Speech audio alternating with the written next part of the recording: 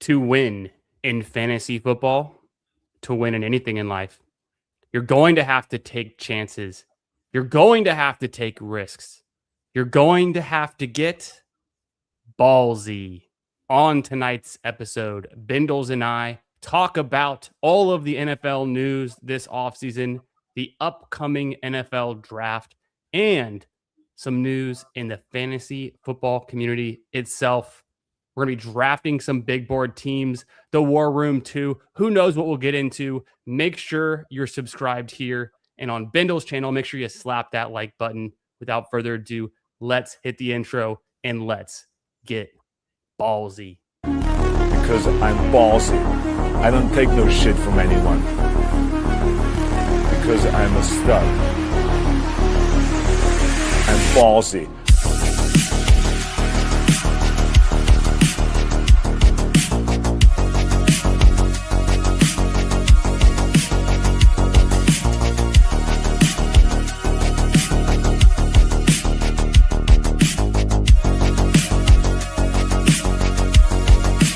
Anywhere I want. Ayo. What's good, bro? How you doing? We're saying the same thing. I've been amazing, man. 3-day weekend, new job starting next week. Weather is still ass here in Toronto, but it's getting better. Family's coming into town for the long weekend, so yeah, we're riding a high into the long weekend. What about you, man? Very nice. Yeah, happy belated birthday. And April Fools to you too. Yeah, man, doing good, feeling good. It's the weekend for me. I'm going to Austin this weekend, doing some family time and some fresh air and just kicking it. And man, we are less than a month away. We're in the current month of the NFL draft. It's a wonderful time of year. All of our draft prep, our dynasty prep, all of that good stuff, the rookie drafts, these best ball drafts, man, there's so much going on right now. News. Sometimes, there could be some slow news days, but there's still a lot of moving parts, Definitely. Yeah, no, I feel like it's a really good time to draft right now because it's like there's news, but it's like people are a little bored. So I feel like there's still lots of edges right now. So like we can get into it when we're drafting, but I don't know. There's just like some things, watching content, doing some drafts the last couple of weeks where I'm just like, I just feel like this is crazy that this is still happening. We can still get these players in these spots. So super excited. No doubt. We're drafting from the 3 spot tonight, which feels pretty good. We got Artillery Frost in the 10. That's a name I recognize. I think I know who L. Kugler is in the 12 spot. I think that was a familiar name. We kind of snuck into a draft there. We got into one real quick. I, for some reason, forgot how quickly these big boards are filling and just jumped into one. But we'll go ahead. We'll hit the drafts hard tonight. And we'll catch up on all of the news and notes in between. The 3 spot, man, interesting spot. We've seen Jamar Chase flip Puka Nacua. And let's go Chase. Easy. Yeah. Easy decision. Easy money. We don't even have to think about it. Yeah. Did you see one of the if you guys didn't see the Peter Overzet contest, big news. So you think you can tout? So it's basically going to be like a game show with different challenges and whatnot. So a lot of people have been obviously posting their videos today, and it's open until April 23rd. So like, you don't need. I kind of wish I waited just because I just was like, I'm just going to do it because to get it out of the way. Yeah. But one of the guys' takes was that JSN is kind of just like shouldn't be going where he's going. And I don't know, man. I kind of, in my heart of hearts, I kind of just, yes, he had an insane season, but I'm just like, okay, no more Kubiak. Darnold, like, yes, he's been a kingmaker the last 2 years, but like, I think he's a little bit more fragile than like you would hope for a guy that's going in the top 5 picks.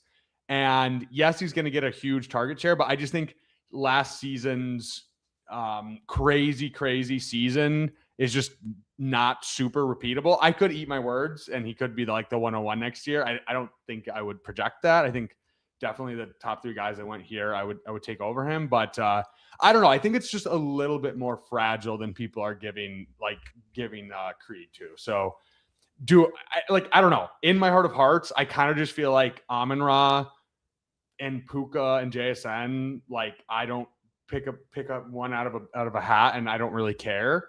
Honestly, Amon-Ra, I feel like has been floor and ceiling. I know you've mentioned that before with some of your stats and everything, but I almost feel like I think maybe his ceiling isn't as high, which it could be. Like if he just runs hot on touchdowns, he could have that like Cooper Kupp year where he just scores like 15 touchdowns or something. And I just feel very secure about the Lions offense, the infrastructure, everything going on. So yeah, long-winded, but JSN, it's obviously you're still gonna draft him, but it's just sure. Like it's a little fake. It's a little fake. Makes sense to me. You know, you want good players and good offenses with your high draft capital picks.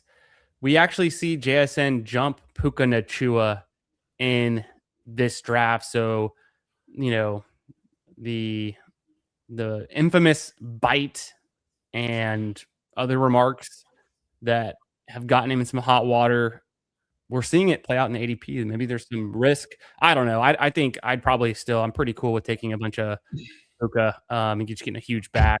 For some reason, I this year my exposure to Puka is like super high right now because I've been drafting out of the, let's just say 3 and 4 spot or 5 spot a ton.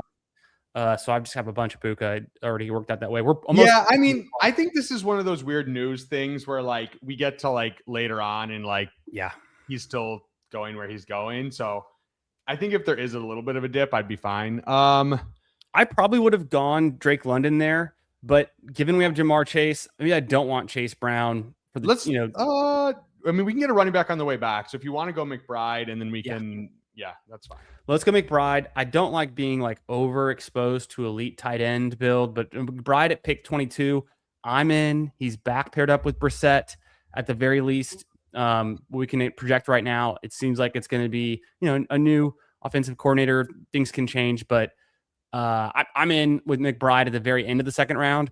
And I've already got some teams where I have Jamar Chase paired up with Chase Brown. It's not really a combo I want a ton of. It's just very, very expensive. On the flip side, though, if you told me I could have Jahmyr Gibbs and Amon-Ra St. Brown on the same team, I would do it almost every time. Oh, absolutely. So it's kind of like I don't think it's wrong to take Jamar Chase and Chase Brown. I think that it is a little bit tougher. You need obviously the Bengals to completely smash and put up 40, 50 points or something crazy. We're back on the clock here. Yeah, I didn't think that Brown or that Jacobs would go to the Brown drafter. We can pull up HN. We can go with I'm good with Pickens, Olave, AJ Brown. Honestly, I love all these guys. I'm pretty even on them. Let's go ahead and get Pickens. Yeah. And then we're going more of a 0 RB build start with Jamar Chase, George Pickens, and Trey McBride. That's okay. There's been a lot of discourse about like the running backs and starting running backs in the first 3 rounds. I think 2 feels pretty good usually, and you can get away with 1. But I don't want to just like blindly go into it. And like, I don't know. I like ETN, but I really think he's like an amazing pick here. Like, not really. And he's fine. I like him just fine. Yeah, I like him just fine. I want the best pick in every round. We'll let the structure build itself out. Let the room, give us what it will, and we'll take what we can get from it. I want to give a quick shout out to everyone in the chat real quick, and then also touch back on what you're talking about with So You Think You Can Tout, because that's a huge piece of the fantasy news today that we're definitely going to talk more about. But first off, we got Sir Green Bean in here. 2 Terminators, God save us. Yes, the T2 and the T1 in the same room at the same time. This guy, what's up? How we doing, Toxic Tower? Where is Josh Allen going? Hey, he's gone in the 3rd round of this draft. Pick 32 overall to the James Cook team, which, hey, this is kind of a fun start to get James Cook stacked with Josh Allen. Go Bowers is pretty dangerous, though. So what can he do with his wide receivers? We'll wait and find out. Yeah, everyone wants to know, where should Josh Allen be going? Aaron Sandy, what's up, brother? Your mom's, your dad. Perfect. Love it. Mr. Brad, stop yapping. Where did Josh Allen go? I'm on the clock. Yeah, perfectly. One word answer from Bindles. Josh Allen, Dynasty 101. Yes. Yes, I'm in. I'm in. There you go, people. For your Dynasty startups, which I know there are some going on right now, pre-NFL draft, which is a pretty spicy way to play it. Josh Allen 101. He goes in the third round here. I'm going to be a little bit behind the market on Josh Allen when he goes in the third round. So I'll have a little bit of exposure, but I really wish he was more of a fourth round pick. It's okay. I mean, if he gets to the end of the third, I might do it. I might need to do it more often. Let's make this pick and we'll continue to catch up with the beautiful people in the chat tonight. Okay, we feel like we need a running back, but we've hit another pocket where it's an elite tight end in Loveland. It's JMO. It's Henderson. It's probably I think it's probably JMO, and then we can see if a running back falls back to us at our next pick. Yeah, or do we want to grab? Yeah, I'm cool. You want two running backs? You want two running backs? You want Travion and another one? No, let's just push it. Let's make it. Let's see what falls to us because I do like JMO there. I don't want to force the running back pick. I like Travion better in the fifth round, and I get him in the fifth round a lot. The drafter in the 2 spot, there's no way he takes Travion. The drafter in the 1 spot might do it, or he's tempted to go Loveland, and then he does go Travion on the 5th. Okay, don't hate me here. I'm really into Monty recently, or I don't mind Tootin. Don't mind. Oh, did Swift just go? No, Swift. We can pull up Swift or Monty. I like Monty better than Swift, to be completely honest, but it's up to you. I'll give you the lean. We can pull him up. I like the idea. We'll go Montgomery there. So, I mean, to me, this is a pretty standard 0 RB start. We didn't have to go too deep with it. We could have opted to go Lamar Jackson there and push it even further, but just getting Montgomery here, our draft capital allocation is super low on RB right now, but we have 3 killer wide receivers and the best tight end in the game. So we're winning at wide receiver and tight end. I think we can still hit the quarterback pocket pretty hard between picks 70 and 99. So I don't feel like we're behind there either. Plus, a lot of the stacking partners we're going to want Burrow, Dak Prescott. Can we get them at 70? We'll see. Yeah. Can we get Goff at 99? Most certainly. So I think we're in a good spot. Let's see. Acknowledge me. Yeah. Shout out to the Tower. The Tower Boys doing a members only stream tonight. I was just watching the Tower's members only right before this on the treadmill. Oh, so, we all were. Everyone's a member here. Everyone who's viewing in the garage is also a member of the Tower. Where is Alan going? Wow, the people are really hungry for the Alan answers. What up, A-Rod? How we doing, brother? Alan, please. We buried the lead so far. God, Sandy's getting in on it. He looks angry. That's an actual picture of Aaron there. He's a handsome guy.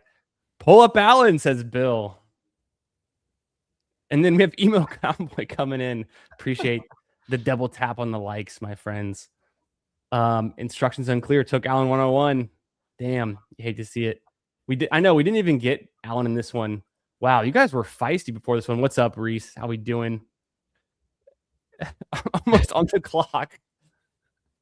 I feel like we just got completely memed right there. We did. Over. All the Toxic Tower boys are going ham. Dog clone shouts out. Did Josh Allen had a kid? I didn't know he was married. Did he have a kid? Yeah, maybe I forgot. Maybe I'm mixing him up with the other young QBs, but maybe I knew he got married. I was kind of surprised when I saw ESPN or someone post. Oh, today, literally. That he's a girl dad now or something like that. Yeah.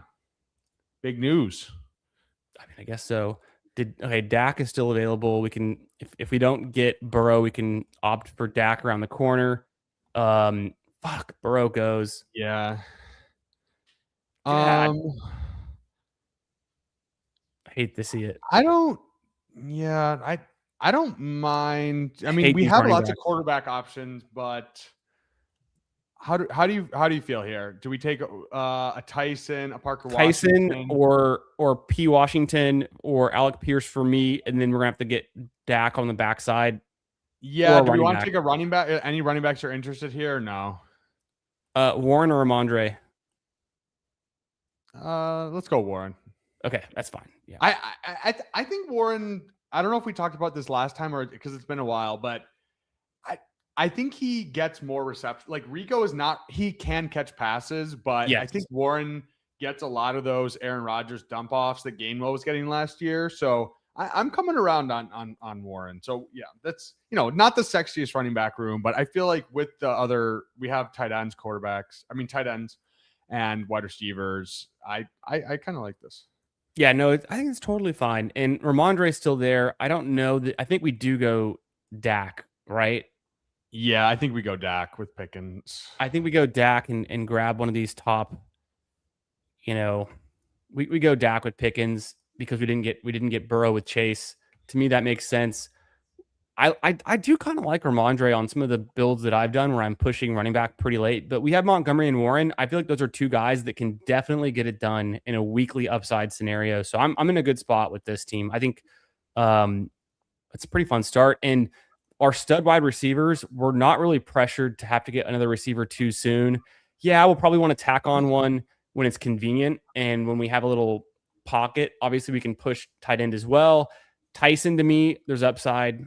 I don't think we don't have to have him on this team. Parker Washington could have been fun. Same thing with a guy like Michael Wilson. But for us, I think getting our RB2 before it was hitting the cliff, which I kind of consider it was really coming after Ramondre in my mind, and then Prescott with the stack. So yeah, it's not that I don't like the receivers in these couple rounds, but it's like Addison is moving up, Godwin's moving up, but it's still like Concepcion, Wandale, like they're still, and then obviously Omar Cooper, like there, and then all the rookies later on. You have Judy, Travis Hunter, like there's just so many receivers I like later that it's just, I don't know, this weird range where it's like between Harrison and like Pierce. Yeah. I'm like, it's in a vacuum. I don't hate the picks, but it's just because of what is available later where I'm just like, sure. The opportunity cost there. So confirmed, this is actually PPR Toxic Tower in the tower slot because he's just trying to, diss on my Texas Longhorns. That's okay. Shout out to PPR Tyler streaming earlier today with the great Ian Hartitz. And I thought it was so funny and it was great. And I shout out to PPR for pulling such a great guest and having a good time. PPR, you called him the tight end guy. I don't know where you got that idea. But as soon as you said it, I went, what? And Ian goes, huh? On stream? Ooh, what? Embarrassing. Don't know your own guess. That's okay, bud. We'll work on it. It's okay. He's just a young whippersnapper. He's just a young whippersnapper. Doesn't know that Ian Hartitz is not the tight end guy. He's the Kona big wave guy. That's what he is. He's a lot of things. He's definitely the wiener dad. Yes, he's a wiener dad. He's Duke Johnson Stan. He is the Duke Johnson and Cordell Patterson fan club. We're on the clock. We have 15 seconds. Not Monagai. Godwin or Pittman? Do we go Pittman for the team stack? I like Godwin better, honestly. Okay, no, I'm cool with that. And I think Godwin can be a good wide receiver for us. I like access to that team. Do we go? I take Purdy naked. Goof? I'll take Knicks naked. Goof here. We want Baker. Golf. We probably want Goof. And otherwise, it'd be a running back. And the only reason you would take Pollard is you think Love is not a Titan. I like Dobbins too, but then we're trying to figure out quarterback later, so I just don't know how Dobbins we feel. Is all right. I don't love that. I like Price a little bit, and you assume that he gets a great landing spot and is just a guy. Would you rather go Golf though? Yeah, I think we're gonna feel better about our team if we go Golf. Unfortunately, no, I think so too. I don't see a problem with that because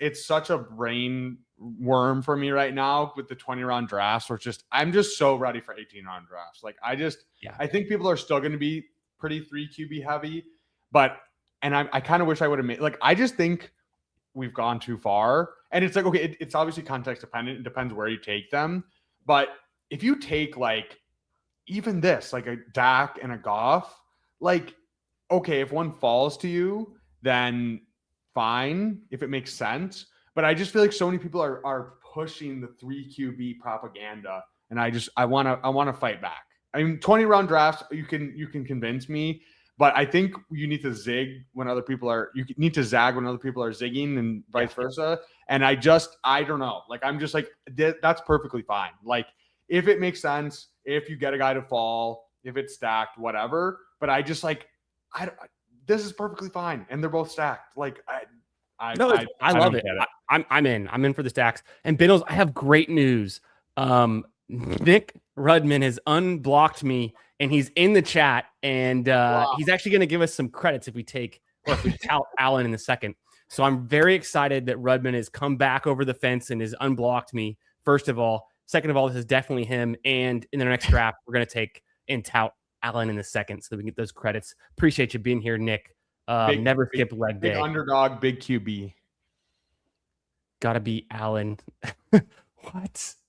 I know we didn't pull Allen up in the third. People are saying we kind of missed out on that one. Mac Nova's saying it.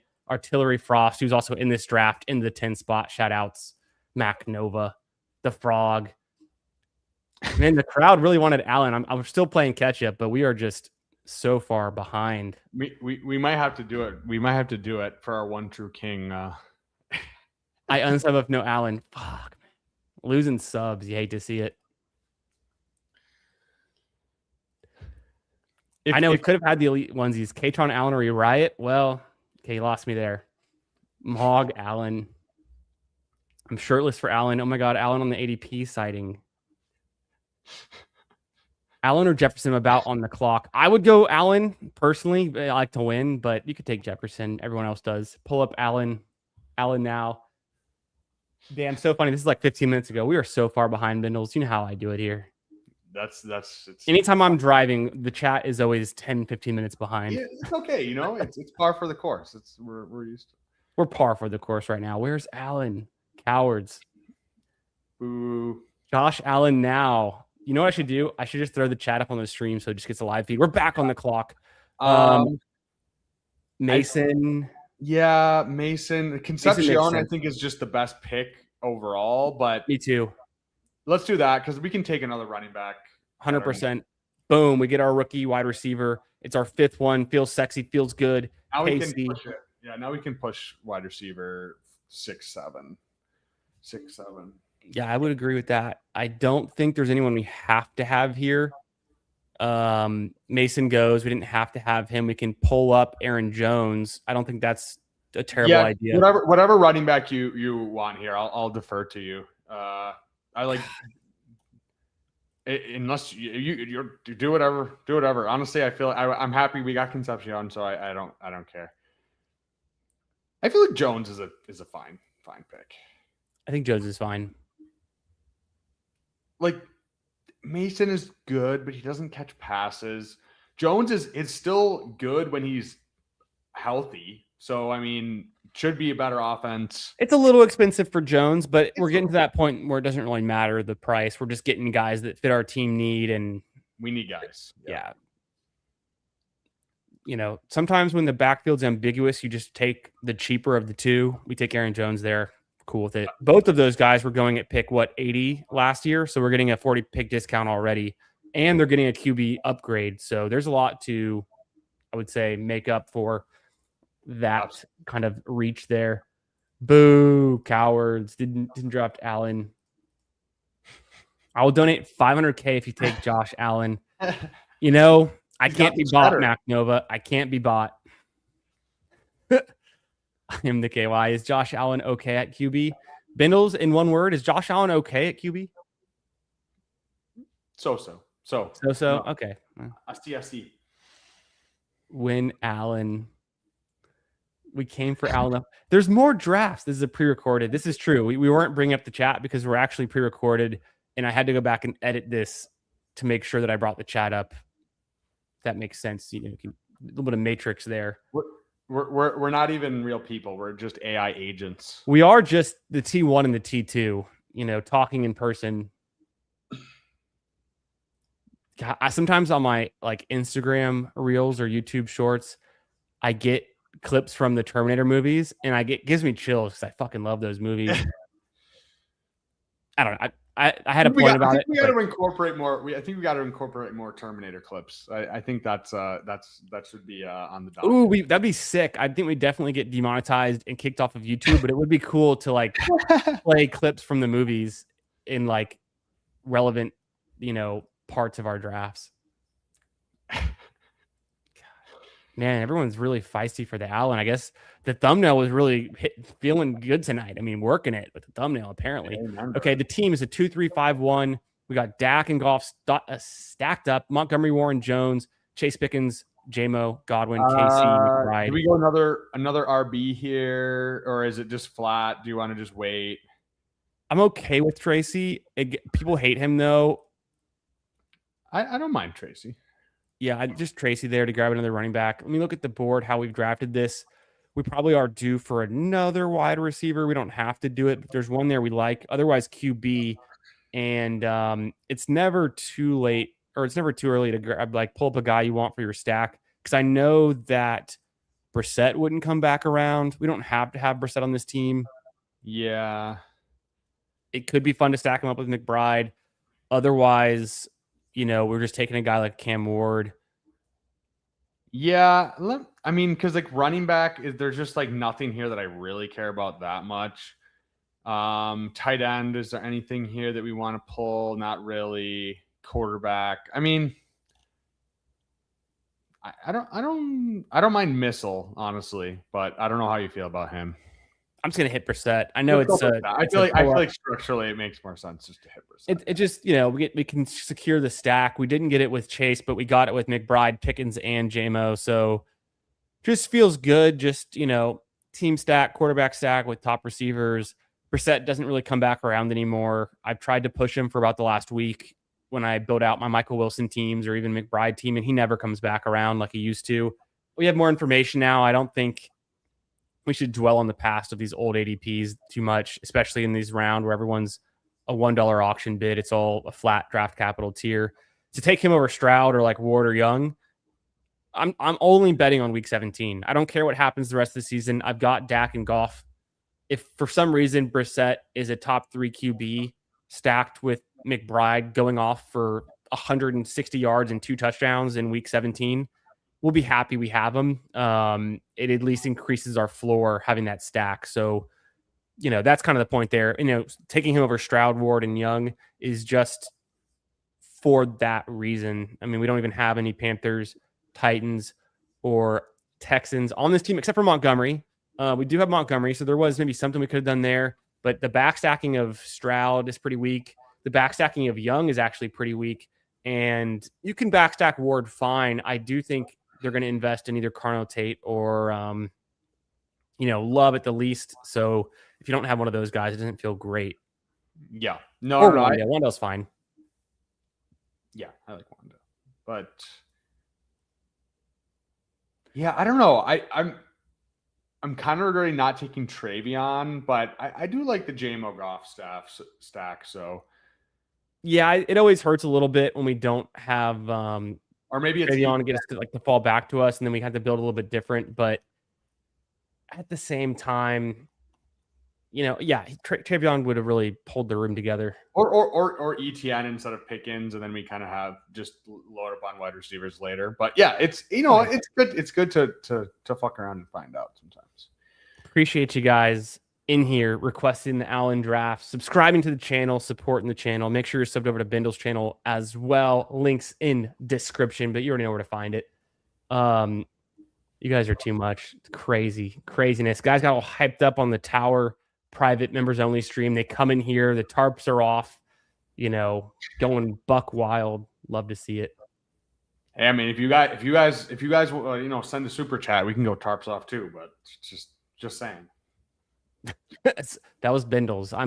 We'll see. It depends on how good of a super chat it is. I tried to go to the gym. My gym was closed for the holidays. I ended up buying pizza. So that's how my night's going. Emmett Johnson. Any other running backs? I'm fine with Emmanuel Wilson. I don't care. I was okay. Hey, Johnson. I'd rather have.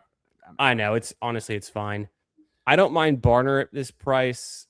We could do Hawkinson and just say, hey, this Minnesota Vikings offense is better. We've already got a piece of Yeah, Aaron Jones.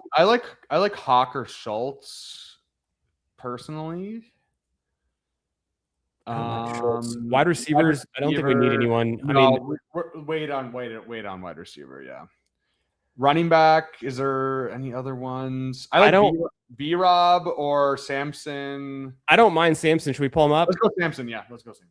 Or let's just go tight end. You can do Hawk. Okay. Yeah, we can go Hawk. Okay, because the last second I thought there, I was like, we've actually balanced out pretty good. We just took him at Johnson, and when I realized we had just taken him, I was like, we probably can chill on running back and just they're all the running backs at this point out are pretty much all the same. Yeah, and they get really ugly in the late rounds, but I've started to get more averse to like the super late round tight ends, except for Freiermuth, and Schultz. I don't mind Mason Taylor, Otten. I don't mind Helm, but I don't know. I feel like in spots there where you don't want to get your second or third tight end at like the last couple picks. So I think round 15 is good for Hawkins. It's totally fine. Yeah, I agree. I don't know. I think I probably would have if it was just me, I probably would have went Samson, B Rob, Ray Davis. I like those guys. And like, yeah, our running back room is fine, but I'm like, if we just get one of these guys, like a B Rob or a Ray Davis, where like one of those guys ahead of them gets injured, it just really supercharges our team. Yeah. And like Hawk, I like, but it's just like if we get a Muth or we get any other guy, we're betting on McBride kind of being our guy. So that's just we don't really need much from Hawk there. I get what you're saying. We probably could have just pushed it on tight end. The more I think about it, you put it that way, because there is more around. Where it came down to for me was like Samson on the Browns. Do I want the Browns? No. B-Rob, I think, it's very limited, what he does without an injury. And then Spears, I do kind of want the Titans. I think they're a team that can improve, but they go Love. Does Pollard get moved? They just signed Michael Carter, who's not really a pushover. He led the Cardinals in rushing last season, which is easy to do with 300 and something yards, but still, it's getting more crowded.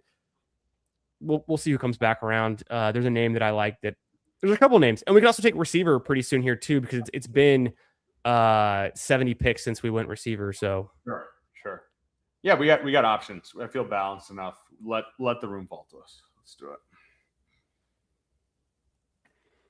Rex knows ball. All right, let's. So the guy that was considering it running back, Tank Bigsby goes. Is Ray Day there, or did he go? He's still there. Do you want to go him first? I don't mind him or Vidal either. Yeah, I like Ray Day. I think that's a nice sixth. Yeah, Ray Davis makes sense for us. We can mess with Trey Harris, Mooney. Kirk is interesting because he's on the Niners, but he's also not interesting because he did nothing on the Texans. Yeah, DK is interesting. Tucker to me is spike week potential. I'm probably Flournoy's a good kind of handcuffy wide receiver. Man, and we have the stack. I feel like I'm just I feel like I'm just so wide receiver pilled late here. So I don't know, but I'll let you take the reins for this one. You go with God, go with your gut. Flournoy? No, really it's DK, I think. There's probably a strong chance that the Titans do take Carnell Tate. But they also might take Jeremiah Love, and DK, regardless, can have a role on that offense. If it happens to be that they don't go with Tate, I think there's a slightly bigger target pie to go around for DK. Even if they do take Tate, DK can continue to develop and be a guy that can give him some burst. We know he was returning kicks. We know he was involved. I want to say he led all rookie wide receivers in scrimmage yards. Was that a real thing? Was that what happened? Oh, yeah. I mean, he was a crazy returner. Yeah. So I mean, that would make sense. That goes a long way, I think. So I think DK to me, he's been a guy that I've clicked a lot in this kind of range. Otherwise, I feel like we're kind of maybe forcing a stack with Flournoy, where he is more of a true handcuff, maybe pops off once a season. I don't see him being a league winner where DK could, and I know they got Wandale there too, but DK could continue to emerge, take a step forward. It's kind of where I'm coming from on that pick. Yeah. I'm pretty out on DK. I feel like he's not slot only, but mostly slot player. And they signed Wandale, who like also will mostly play in the slot. They said, oh, he'll play outside, but like he's Wandale. Like he's not going to be on the outside for a ton of snaps. So if that's the case, and then if they're going to bring in some wide receiver first or second round, I would assume. So I don't know. It's not an anti-DK as a player thing. I just think it's going to get a little muddy there, in my opinion. So I don't know. I kind of just am taking the shots on the rookies because I'm like, okay, maybe they don't start the season off. We have four guys that we feel pretty good about just getting targets. We have Concepcion, who like I think should be going like him versus Tyson. I don't think there's that much of a difference. And then, so I just really care about upside. And and like if Brazel, Branch, Jeremy, any of these guys, they could go third round, but they also could go second round. We're probably getting a lot of CLV, which I know CLV doesn't feed our families. You know, we don't get anything actually for that, but just that's the way I'm playing it. So Fortune's still there. Elijah Surratt is still there. Franklin. I like Surratt. Yeah. Surratt's fine. We can take Surratt. He ran a 4.5 flat at his pro day, which is pretty good for a guy his size. Yeah, I think he's a sneaky round 2 guy. So okay, where are we going here? Because we have a 3-6-7-2. We could be done at receiver. We could definitely finish up at tight end pretty quick, or we can grab a running back and push tight end even further. You do for sure want a third tight end? We don't have to even take a third tight end, no. I kind of feel like I feel like we go one more running back. You want to take running back soon? Yeah. What running backs are there? So I highlighted Gordon because I don't know. The Dolphins do suck though. Bluke would be for a stack with our team. Otherwise, it's already pretty thin. Yeah. Yeah, let's go Ollie. It's not the worst. Not the worst thing ever. Yeah. I was considering Benson there because a slight faller. I never draft Benson, but we already had the whole thing going with Brissett and McBride, so it kind of did make a little sense. Yeah. Okay, let's see. Like we can take a tight end if there's one there that we feel. Yeah, let's have that conversation around tight ends. Gesicki, I mean, I don't think it's. I feel like Gesicki's been so underwhelming for a while, but he goes anyways. Anyway, I don't know. I haven't felt myself click him a bunch, but I do, recognize that at one time he was an appealing fantasy pick. Your boy Jaden Blue. Yeah, I have honestly not even drafted Blue yet this season, but on this team it could make sense with like a Dak, and we've already got George Pickens. It's more of a team stack, more of a see what happens. At the same time, we could always just do Parkinson because touchdowns matter. Theo Johnson, I honestly think Theo Johnson's better than Isaiah Likely, like straight up. So who plays more snaps, who's on the field more, who's in the red zone more, who's better blocker? Probably Theo. I don't know. We'll see. But so I'm not afraid to take Theo. If we don't go the tight end route, I'd be one of those two guys. We don't have to go tight end. Does Justice Hill make any sense on this team or DeMercado? Would we throw in Caleb Johnson, who, new coach, new fit? Who's this? Yeah. I've been clicking Devin Neal still. What's going on? What's going on with sorry, wait, scroll up just a tiny bit. I lost my train of thought. Garindo? No, I just completely lost my train of thought. Okay, well, whatever. That's okay. There was a guy, I think he went in Michael Carter. I mean, he's on the Titans. He's draftable. I mean, okay, let's see, because I feel like it's probably Parkinson. I think it's probably Parkinson. And to me, it comes down to what do we get out of Parkinson? Obviously, it's not week 17. We already got Trey McBride. He has to hit that for us, or maybe try. Okay, you want to go running back then? Is it? Oh, I like Kareem Hunt. Let's go, Kareem Hunt.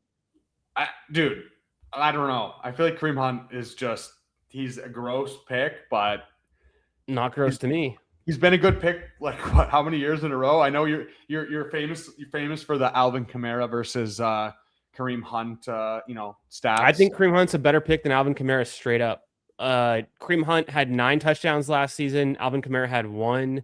Kareem Hunt led the NFL in what was it? EPA per carry. He led the NFL in 3rd and 4th down conversions for running backs. Like he only had 1 run of 20 plus yards, but he was a goal line back. He's going super late. We saw Pacheco going completely undrafted until he ended up on the Lions.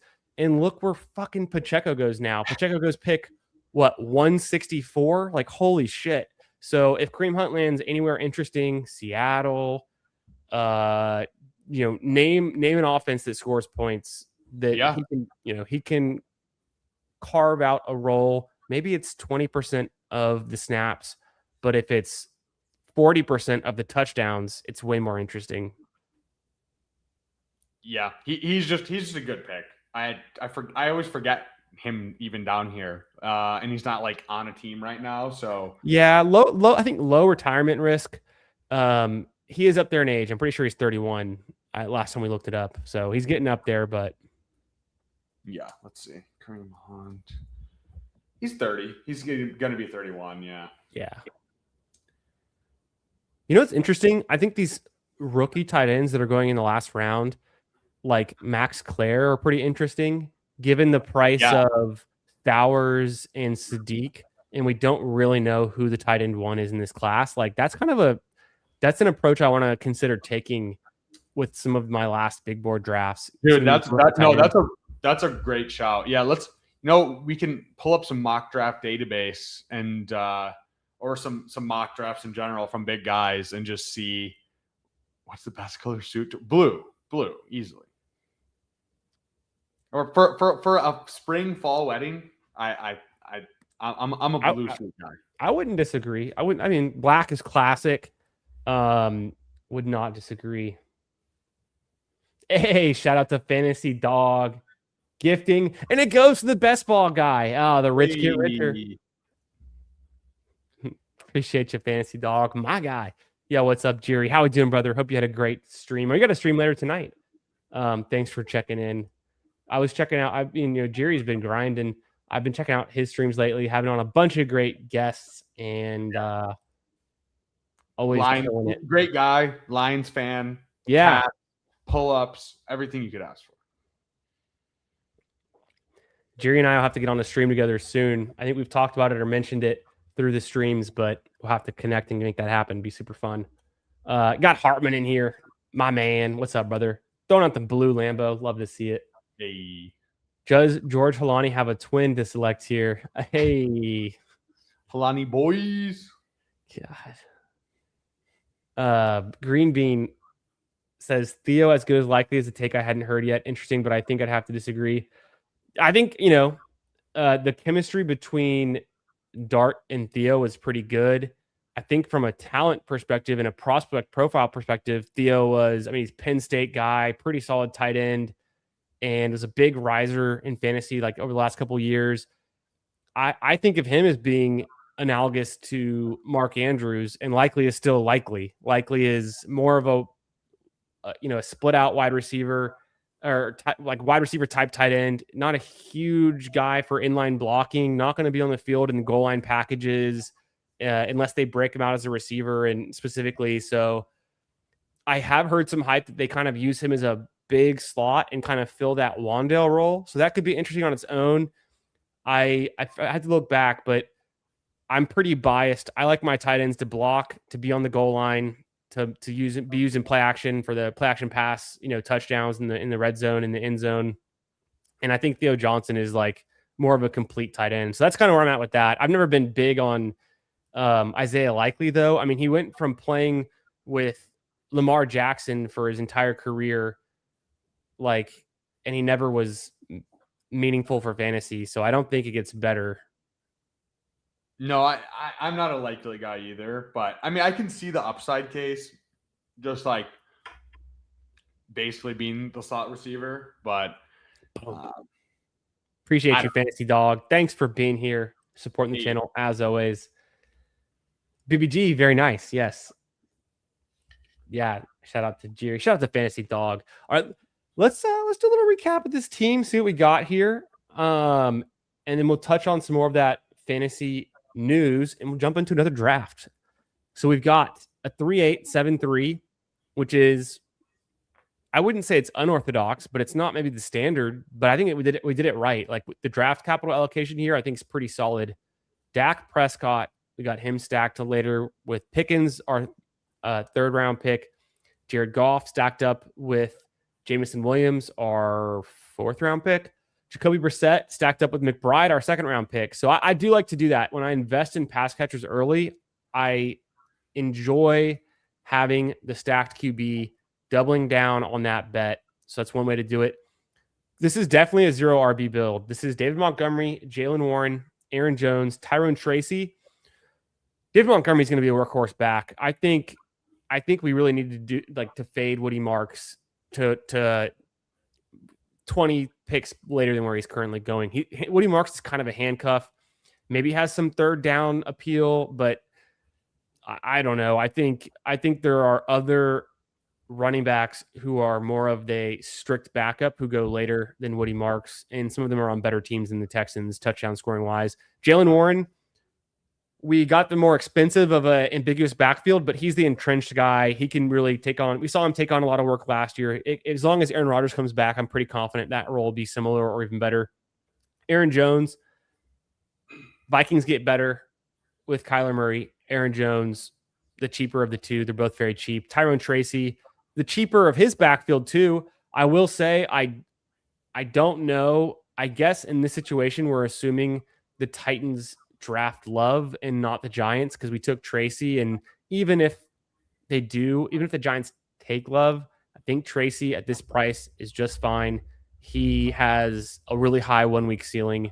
Emmett Johnson, fun rookie pick, has gotten cheaper and cheaper. Ray Davis is exactly what I was thinking of. What's the difference between Ray Davis and Woody Marks? Woody Marks has maybe had a more productive season with more usage, but we haven't seen Ray Davis with that kind of usage. So what's the real difference? Ollie Gordon, I don't love the Dolphins for fantasy. He's very cheap though, and we think he can be a guy that could at least score a touchdown. Kareem Hunt, touchdowns, maybe he goes to a good team. Chase Pickens, Jameson Williams, what else is there to say? Just a solid stud, top three. Godwin, I'm holding out hope. I'm a pretty big Godwin fan, so let's hope that it. And the Bucs are a good passing offense, good team. Baker Mayfield, KC, smash, DK. Who knows? But we don't really need much from this pick. Maybe it gives us some surprising upside. Same thing with Elijah Surratt. Maybe just does anything at all as a rookie. Trey McBride, TJ Hawkinson, the tight end room, obviously smash. So yeah, I think some good team stacks, some good quarterback stacking. We would have liked to have gotten Travion. Maybe would this team look a little bit different, but this is a definite, 0 RB build for the books. How you feeling about it, Bindles? Yeah, it's a little bit of a weird build, but I think it's structurally sound.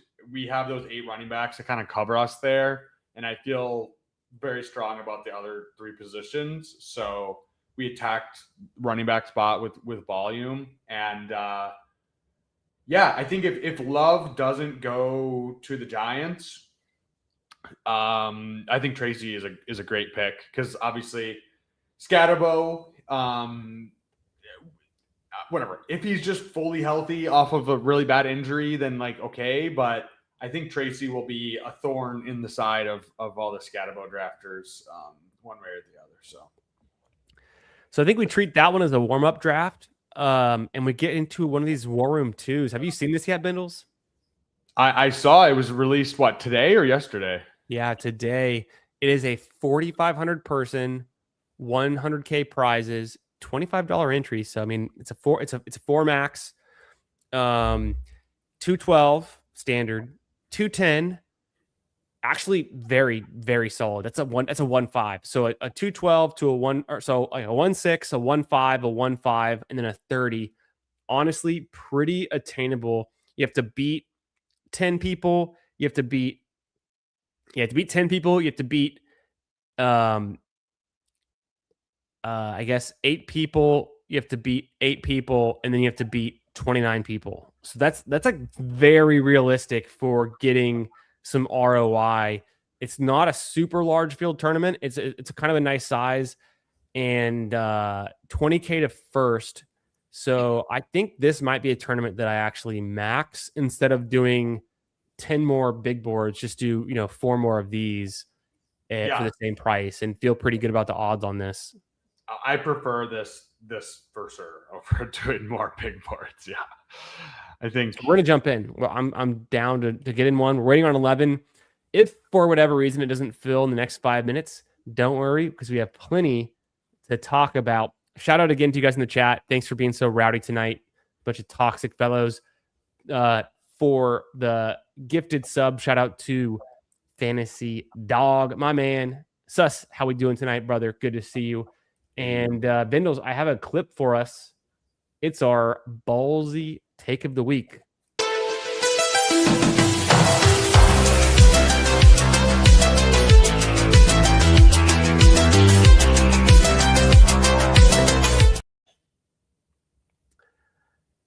You want to go first? You want me to go first? Yeah, I'm ready. All right, let's go, Bindles. I think Omar Cooper should be. I think Omar Cooper should be going. I mean, right next to Jordan Tyson. I'm looking at like pretty much all the mock drafts now are having them within 5 to 10 picks. And I think with Tyson's injury stuff, he still could get picked in the 10 to 15 range. It's possible, it's plausible, but Cooper is going higher and higher every single mock draft. There's a lot of smoke there. So it's just baked into ADP that people are, but he is moving up, but at the same time, it's like they are literally the same bet. Like there is no people that I trust, Josh and Hayden from Underdog, lots of other people are super high on him. And I just think he should be going probably still 50, 60 picks higher. So I want him in every single draft. If I can get Omar Cooper every single time, I will just do it. I think it's just clearly mispriced. And even Denzel Boston, I'm not as high on him, but I still think how many times can you get a plausible first round pick wide receiver at pick? What is he going? 135, 140. So give me those guys as much as I can possibly get. Slurp that rookie Dipperino, and that's my take. Yeah, makes sense to me. Honestly, totally. And we should be aggressively drafting him. I think there is some like if we reset ADP today and just drafted where players should be going, he could easily be going in a more respectable tier, like pick 80, pick 90, and so would KC. And so I think he's kind of being tethered back to old ADP, and I think has a ton of upside. So I love that. It's a very rookie focused, pre-NFL draft ballsy take. Very well done. I think I've got another rookie for my ballsy take. And this one's ballsy because I don't even know how much I believe it, but it's a guy who was I want to say 5-star recruit coming into college, played for a top, football school, top college. He was expected to be their top running back. He suffered a serious Achilles injury early in his career. He's recovered from it. He's come back.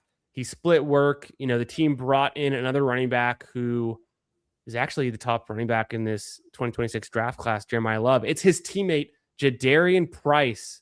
And my ballsy take of the week is that Price actually is the rookie running back that you want to have for best ball in 2026. What I mean by that even more specifically is He's the one who's going to most dramatically outperform his ADP. He's the one who we're going to be drafting in the top 4 rounds next season, like we're drafting Travion, like we're drafting RJ Harvey or Tootin. Jadarian Price is going to surprise everyone with, hey, he didn't catch a lot of balls in college. This guy, didn't have a lot of rushing yards, didn't have a lot of production, all touchdowns. But he gets to the NFL, and he's not competing with Jeremiah Love straight up. He gets some opportunity. He outshines whatever running back that he's playing next to, whether it's on the Seahawks and he's playing next to, Charbonnet's not there. He's just playing next to Helani and Emmanuel Wilson. He's better than both of those guys. He dominates touches early. Maybe he only catches 1 or 2 passes a game. But if he's getting 20 rushing attempts and maybe even just 15, and maybe not even in week 1, but by the end of the season, he's going to be a guy that is consistently putting up nice rushing totals. He goes right now in the running back kind of dead zone around pick 100. And I think he easily could be a candidate to be a top, let's say 40 pick, 4th round pick next year. So Jadarian Price, I'm warming up to it. I don't even know how much I believe in him. His production is lacking. I don't like guys who don't catch passes as much, but maybe he just gets in the NFL and kind of, changes that his own image and is a dominant rusher and does catch some passes and they use him differently. He just lands in the perfect scenario. And, I think there is something around like the talent, even though he didn't shine in college as much as he could have, there's something around just the total prospect package. He's decently sized. He's decently fast. He's fast enough. He's big enough in size. Maybe he gets that burst back. He was young enough when the Achilles happened that maybe it's not the end of his career, happening when he's 20 years old or 19 years old. So he can heal well. And I'm warming up with Jadarian Price because, like, what other rookie running back are we really excited about right now after Love? Not really anyone. Yeah. I mean, can we pull, how's the room filling? Just FYI. Yeah. The room is waiting on 5. So we're 7 deep. Okay. We're the only one. So I'd say it's filling one person for about every 10, 15 seconds. Okay. Can we pull up this, my screen really quick? Just to, cause it goes along with kind of both of our ballsy takes and just general. I think it's a good, this is, are you able to zoom in like 1 or 2, or I can change the view as well, but no, I can zoom in. Better or worse? Better or worse? Let me see if I do this. Maybe go back to the other one. Yeah, I can keep zooming in. Yeah, just keep zooming. We'll focus on the top lines, and we'll kind of scroll through it. Okay, so here, I'll go one more. Perfect. So this is the round 2 mock. Yes, I saw this. There's not a ton of like multiple round mocks right now. Right. And I think Josh and Hayden are as locked in as anyone. So let's just look at some like fantasy relevant players here and just kind of like talk about like, okay, like if this is the best, I would say this is like the best information we have right now. Right. Sure. 2 super locked in guys. So like, yes, this isn't a Bible, but like it's the best directional thing we have right now. So like if Denzel Boston is an early 2nd round pick, even if he's not a 1st round pick, like he's going, what I don't know what his ADP is, pick 135. Like he's going in the top 100, right? Pretty soon, I would say, especially if it's to the Titans. Let's see what else here. We have Ty Simpson to the Jets. That probably makes Geno Smith a less appealing pick, right? He's probably would 100%. get benched at some point. 100%. Chris Bell to the Ravens, and Jeremy Bernard to the Falcons. I think I mean, obviously Bateman is there in Baltimore. This isn't an actual draft, but I think just kind of also like all these guys are great picks in the 19th, 20th round if they're live to go day 2. Sure. So Chris Bell, a guy that now is getting drafted more, but probably wasn't getting drafted the whole contest. So probably a very good pick right now. Jeremy, obviously, if you're a fan of the Toxic Towers, you're a fan of us, you probably know who Jeremy is, but yeah, 2nd round pick going in the 19th, 20th round is great. We have Antonio Williams Same range in the draft. And then here we come to your guy, Jadarian Price, end of round 2, going to the Broncos. So we have some fun landing spots because right at that end of round 2, we have the Broncos and the Seahawks. So if he lands any of those 2 places, the Broncos are a little ambiguous. I love it. But I love that, right? Like Dobbins is, I mean, at this point, right? He's fun. He's a younger, better Dobbins, and then Exactly. Harvey's still the pass catching, touchdown upside kind of thing. Like, I did see this, and thanks for sharing and bringing this up. It was a great idea to go through this. If Jadarian Price goes to the Broncos, holy shit, that's a great spot, right? Like it's a team that uses the running backs. And like, yeah, Dobbins maybe first, right? Like for the first part of the season would get more work, but at late season where we actually care about, I think that would be a great spot for Price. So goes along with your Ballsy. I have a question for you. I know, so the Texans take Oscar Delp here, and I know that Dalton Schultz has typically been a cheap late tight end pick already. But what I've been trying to do is like read the tea leaves of the ADP. So for instance, one of the tea leaves would be Pollard goes after pick 100. He's not their RB1. They're going to draft Love. That's kind of the signal and the interpretation of what's like the market is interpreting the ADP for Pollard to be there and the pricing.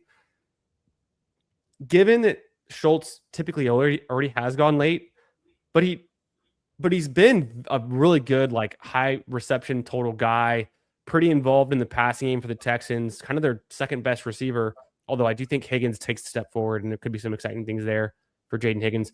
But do you think it's priced in to Schultz that the Texans might take a tight end that competes, with Schultz, and that could be Delp? Yeah, I don't know too much about Delp as a player. Mm-hmm. But I think it's definitely plausible. We see teams do this all the time. Like what was it? The Cowboys drafted Schoonmaker in like the second round. Not a guy where you're like, okay, like this is, you would kind of expect that. So yeah, I think teams are always live to do that. So yeah, that would be bad. But at the same time, like rookie tight ends, not really, unless it's like a top guy. Not too threatening. I'm not expecting too much. So if it's just kind of replacing the tight end 2 on the depth chart, I still think Schultz is a pretty good click there. So I wouldn't be too worried about the nuke risk for him. So yeah, that makes sense. That makes sense.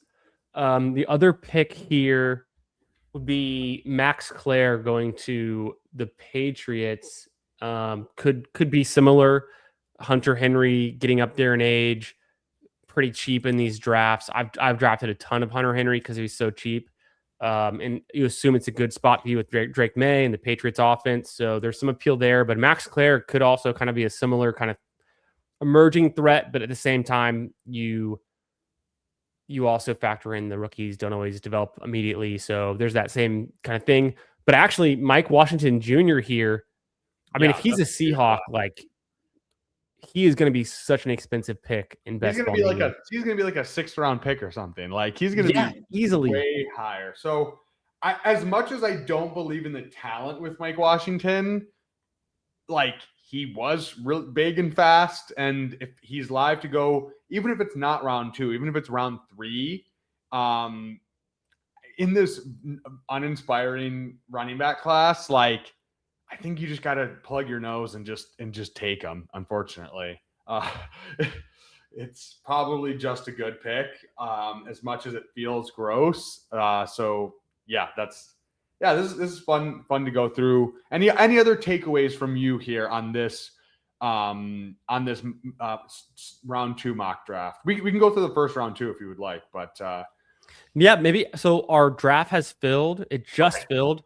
Maybe after this next draft, we pull up the first round and think about it through it, and kind of do a similar exercise. I feel like though with the first round stuff though, we're pretty tuned into like what those have been. So it's not as surprising, not as interesting. You're right though. There's not so many round 2 mocks out there. A couple round 2 mocks that I've been following. There's one, so like Walter Football does mocks from like the first like 4 rounds. He's had that out for a while, and he's had like the first 2 rounds out for like a couple months. So I've been following those.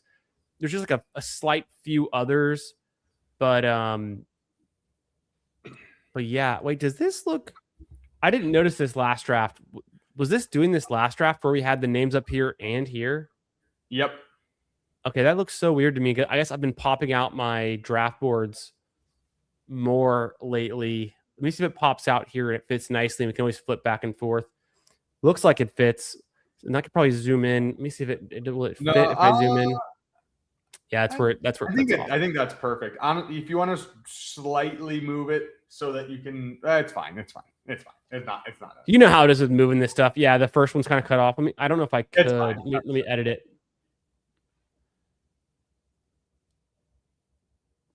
Okay, I think I saved it. Boom.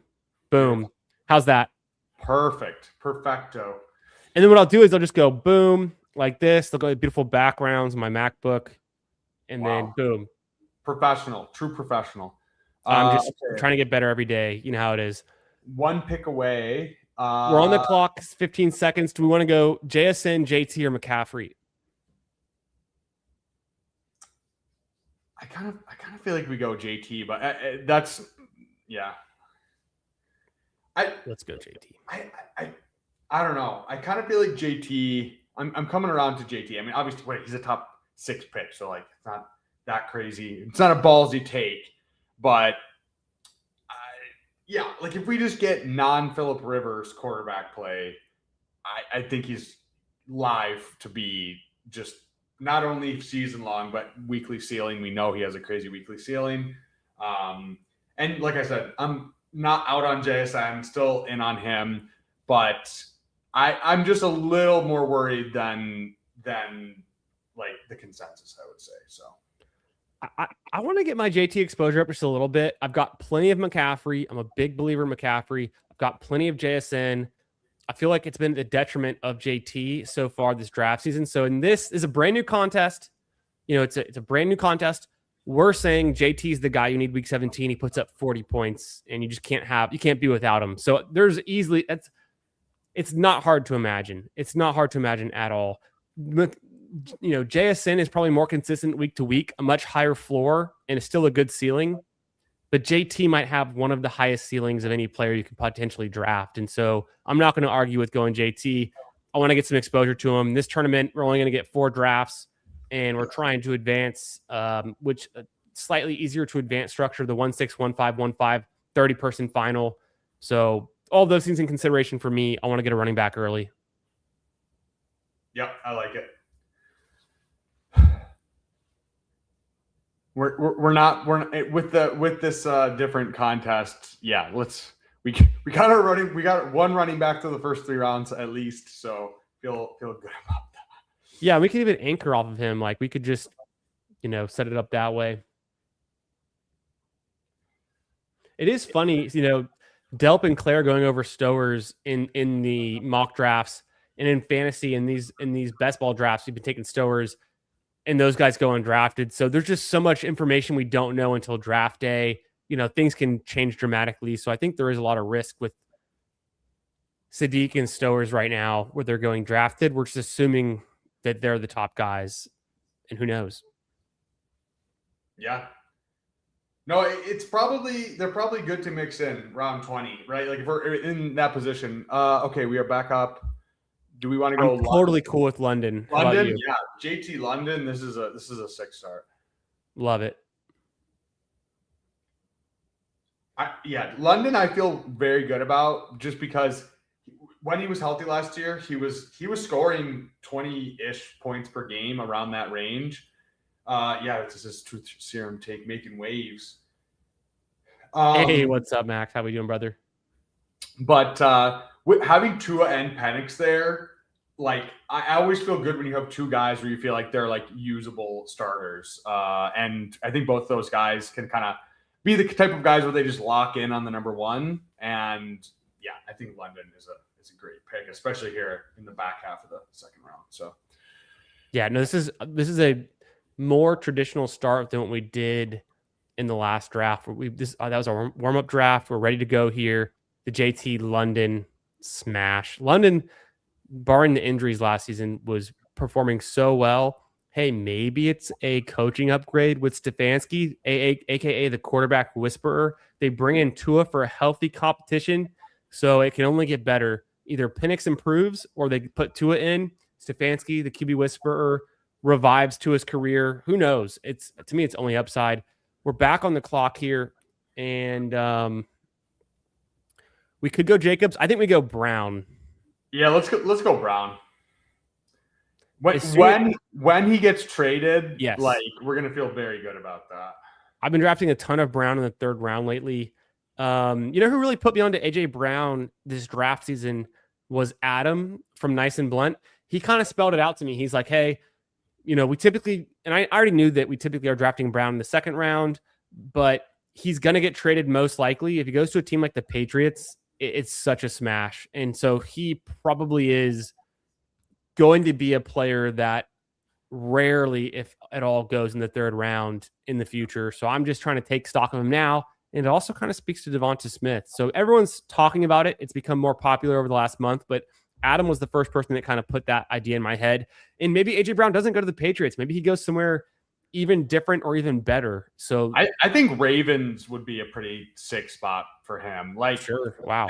Especially with the new coaching staff. More like, I think they're from I want to say the Rams tree. Bears tree. So I just think they still have Derrick Henry. Like, they're still going to be more run heavy than probably league average. But if they just trend towards more passing and if they have AJ Brown, obviously I think that would also indicate that they want to pass more. I think there's a lot, like, if he gets moved, it's going to be to a spot where he wants to go, where he's going to get fed. Yeah. And so, I think he's just an absolutely great pick right now. So. Yeah. AJ Brown's always been that guy. The spike weeks are there. He's the total, package alpha receiver with a little bit of the drama that you would want your top receiver to have, reading a book on the sidelines, being a diva, all that good stuff. He reminds me a lot of like Terrell Owens in some ways, just being an alpha, a boss, and having some attitude. But there's nothing bad you can say about AJ Brown. I mean, the guy has never been an issue like Puka Nacua is. Yeah. Do we go Burden, JMO, McLaurin, Waddle? I'm probably Burden. I'm cool with Burden, honestly. Let's go with Burden. Let's be excited about a year 2 true breakout, more opportunity in this offense without DJ Moore there. And the Bears are a nice place to be. Ben Johnson, Caleb Williams, all that good stuff. Luther Burden, very expensive, but we're paying for that ceiling. In my managed leagues, in my season-long leagues, I'm not going to be paying up for Luther Burden in this way. But in a best ball, 1 week is all that matters type of slate, trying to win week 17. Yeah, we've already seen Luther Burden break the slate last year in week 17. Or maybe not necessarily break the slate. That was Derrick Henry, but be the top receiver in a given week. So it's nothing we haven't already seen before. And that we're paying up for. It's expensive. I do want some exposure to it. I'm less confident in McLaurin, but I think McLaurin's fine. When he was healthy with Jaden Daniels, he was great. Waddle can be fun. He was fine his first 3 years of the NFL. Had some slow years since then. JMO, we've already taken him. We like him. You can make a great argument for Mike Evans. You can make a great argument against him based on his age, but I do think he'll have some success with the 49ers. Oh, man, I thought we were going to get Travion here. I know. I was thinking the exact same thing. Okay, where are you at here? Do we want to go QB here? We got Lamar falling. We got falling Devontae. I'm probably Devontae or DJ Moore. Probably Devontae Adams. Yeah, I'm good with Devontae. Yeah, if Devontae stays on the Rams, he's a smash at this price. If he's still a Ram, I keep doing that. If he's still a Ram, I think he's more like a 3rd round pick. Like, we just saw him have 14 touchdowns. The touchdown upside was every single week. He pulled a hamstring late in the season. That didn't feel great. There's a chance the Rams take a wide receiver in the first round, but he's still an alpha. He's still a top guy. No one's going to take snaps away from him. If anything, it's just the injury and the age risk. And I'm willing to bet a 5th round pick on Davante Adams, who scored more touchdowns than any wide receiver last season and any receiver. And, his touchdown total was like one of the best we've seen from a receiver in like the last 5 years. So it's just, he's on another level. I don't think the fall off is there yet. Yeah. Betting on touchdowns, kind of a perfect pairing with a Burden where like Adams is the older guy where you're expecting touchdowns and like you get spike weeks through that. And then we have Burden who is like, wouldn't even say he's like more inconsistent given the fact that like he's going to have a larger role this season. But yeah, that seems really, I was going to say that was my next point was maybe there's, Puka seems a little volatile. So if Davante is, the de facto wide receiver 1 for whatever reason, but I have seen a lot of mocks where the Rams are taking a receiver in the first round. So I mean, maybe that's the downside. But I still think Davante probably wouldn't sink your team at that cost. Like, there's no way.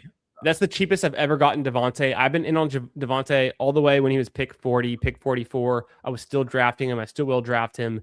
The results speak for themselves last season. Good offense, right? Like just it's the Rams. Yeah, it's Stafford. It's easy game.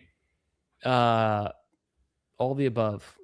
Here we are. We're over here, 68. Wow. There's no way Swift falls to us, but what if he did? Well, I mean, this guy has 3 running. Oh man, he takes them. 4 running backs. That's okay. I'm probably Hurts or May. I'm probably Hurts or May. I think because we have to push him and see if one comes back around. I'm sorry. Do you want to take Tyler Warren and push him and see if one comes back around, or no? I'm probably Hurts or I just went Hurts. Yeah, we don't have to push it. I just thought there was a chance. This guy had a QB. It'd be these 2 guys. We might be able to get one of them if one takes Caleb, and then we'd still be able to get one. But I think it's pretty equal around the turn. We get Jalen Hurts there, not necessarily because we're stacking him with AJB, but you're just taking a cheap Jalen Hurts. It's a good pick. Yeah, exactly. And especially in this contest, like this. Just getting one of these quarterbacks in this 6th round, I feel like it's just a very nice play. Gives you the option if you do want to go 2 QBs, you can if it's one kind of like in the next few rounds as well. We have we could go like a Stafford if we wanted to. Yeah. But yeah, I don't know. I just think he's the best. Him and May are like the best picks in that round. I'm in on Warren too, but yeah, Warren goes. I think I'm interested in Warren because without Pittman there, there's vacated targets. He's very good, and he could be their top receiver in terms of receptions and maybe even touchdowns for 2026. Can you just go Caleb here and stack it up with Burden? I think so. I think so. With the fall, he's 68.8 ADP and stacked. I think we just do it. Hey, double elite QB, where to get your ideas? You watching some Davis Maddox streams and videos?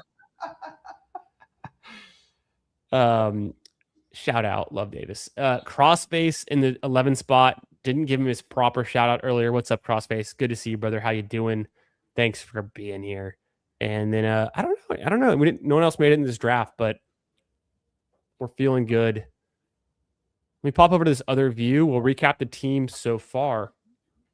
Through the first 7 rounds, we've got a JT running back anchor, Drake London, AJ Brown, Luther Burden, Davante Adams, Jalen Hurts for what we're assuming is an unstacked but elite QB with rushing upside going in the 6th round. Pretty good price.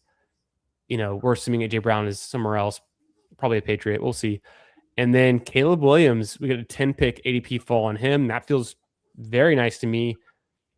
We can really push our 3rd QB and just take an upside lottery pick on a guy like a Ty Simpson or super late Aaron Rodgers or Tua, whatever. Tua kind of makes sense with Drake London, honestly. And maybe even Penix if we miss out on Tua. Like, I would not be opposed.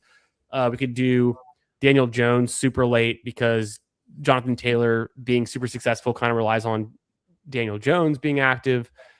But otherwise, yeah, this anchor RB build, super strong at receiver. We'll figure out tight end and we can push our quarterback and to an extent our wide receivers for a long way. So we'll just kind of take advantage of that and try to get some maybe we double tap tight end kind of in this middle range where we normally don't and continue to get some receivers we like. And obviously we're going to take every running back that falls to us. Yeah. Can we just go over the team in the 12 spot really quick here? Yeah, let me pull them up. Or let's just do it from that view. It's kind of hard to pull them up when it moves. View. We got a James Cook and Barkley first 2 rounds, and then Wilson, McConkey, Carnell Tate, Lemon, Addison, and then Kraft. I really like that build. The double tap the running backs, 1-2 turn, piss for a while, and then get one of my favorite picks on the board, Tucker Kraft. So I don't know who that guy is, but shout out to him. Yeah, interesting start for sure. Let's pop over here. Let's line up some picks. I mean, we did not get DeAndre Swift to fall to us, but you can imagine how nice it would have been if he did. Exact same thing there for Jalen Warren, who also just went pick 90. Jesus. Okay. Do we go running back here? Dobbins, Warren, is there a tight end? Any tight ends here? Pitts? We have Pitts is the one. Thing. I think we go Pitts first. I think Pitts is a good click. And then we just take running backs for a while. We could go Price. Yep. We could go Dobbins. We could go Pollard. I'm good with any of those 3 running backs. Whatever tickles your fancy here, Candyman. Yeah, I'm considering Corman Monangai because we do have the Caleb Burden, and then we also have Devontae. So I'm thinking from a pure team stack perspective on, whoa, this team is scoring a shit ton of touchdowns, which we know the Rams do, and the Bears actually were pretty effective at as well. So I'm not opposed to that. Actually, I'd probably take both of them over Pollard, given the current Love assumptions and situation. Maybe Pollard gets traded or moved, but I don't know. Actually, I don't know. I could be convinced either way. At this pick, it's more important to team stack than it is just to pick any random player. Jadarian Price, I think, is the top pick. Yeah, even Pearsall falling, I don't necessarily know that we need him or want him. Yeah, I think we need a running back here because, I don't know. I'm not out. Oh, okay, he goes. We don't have to take him. Thank God. We don't have to worry about that. Yeah. I'm Price or Core. I don't take a lot of Core but I get it on this build.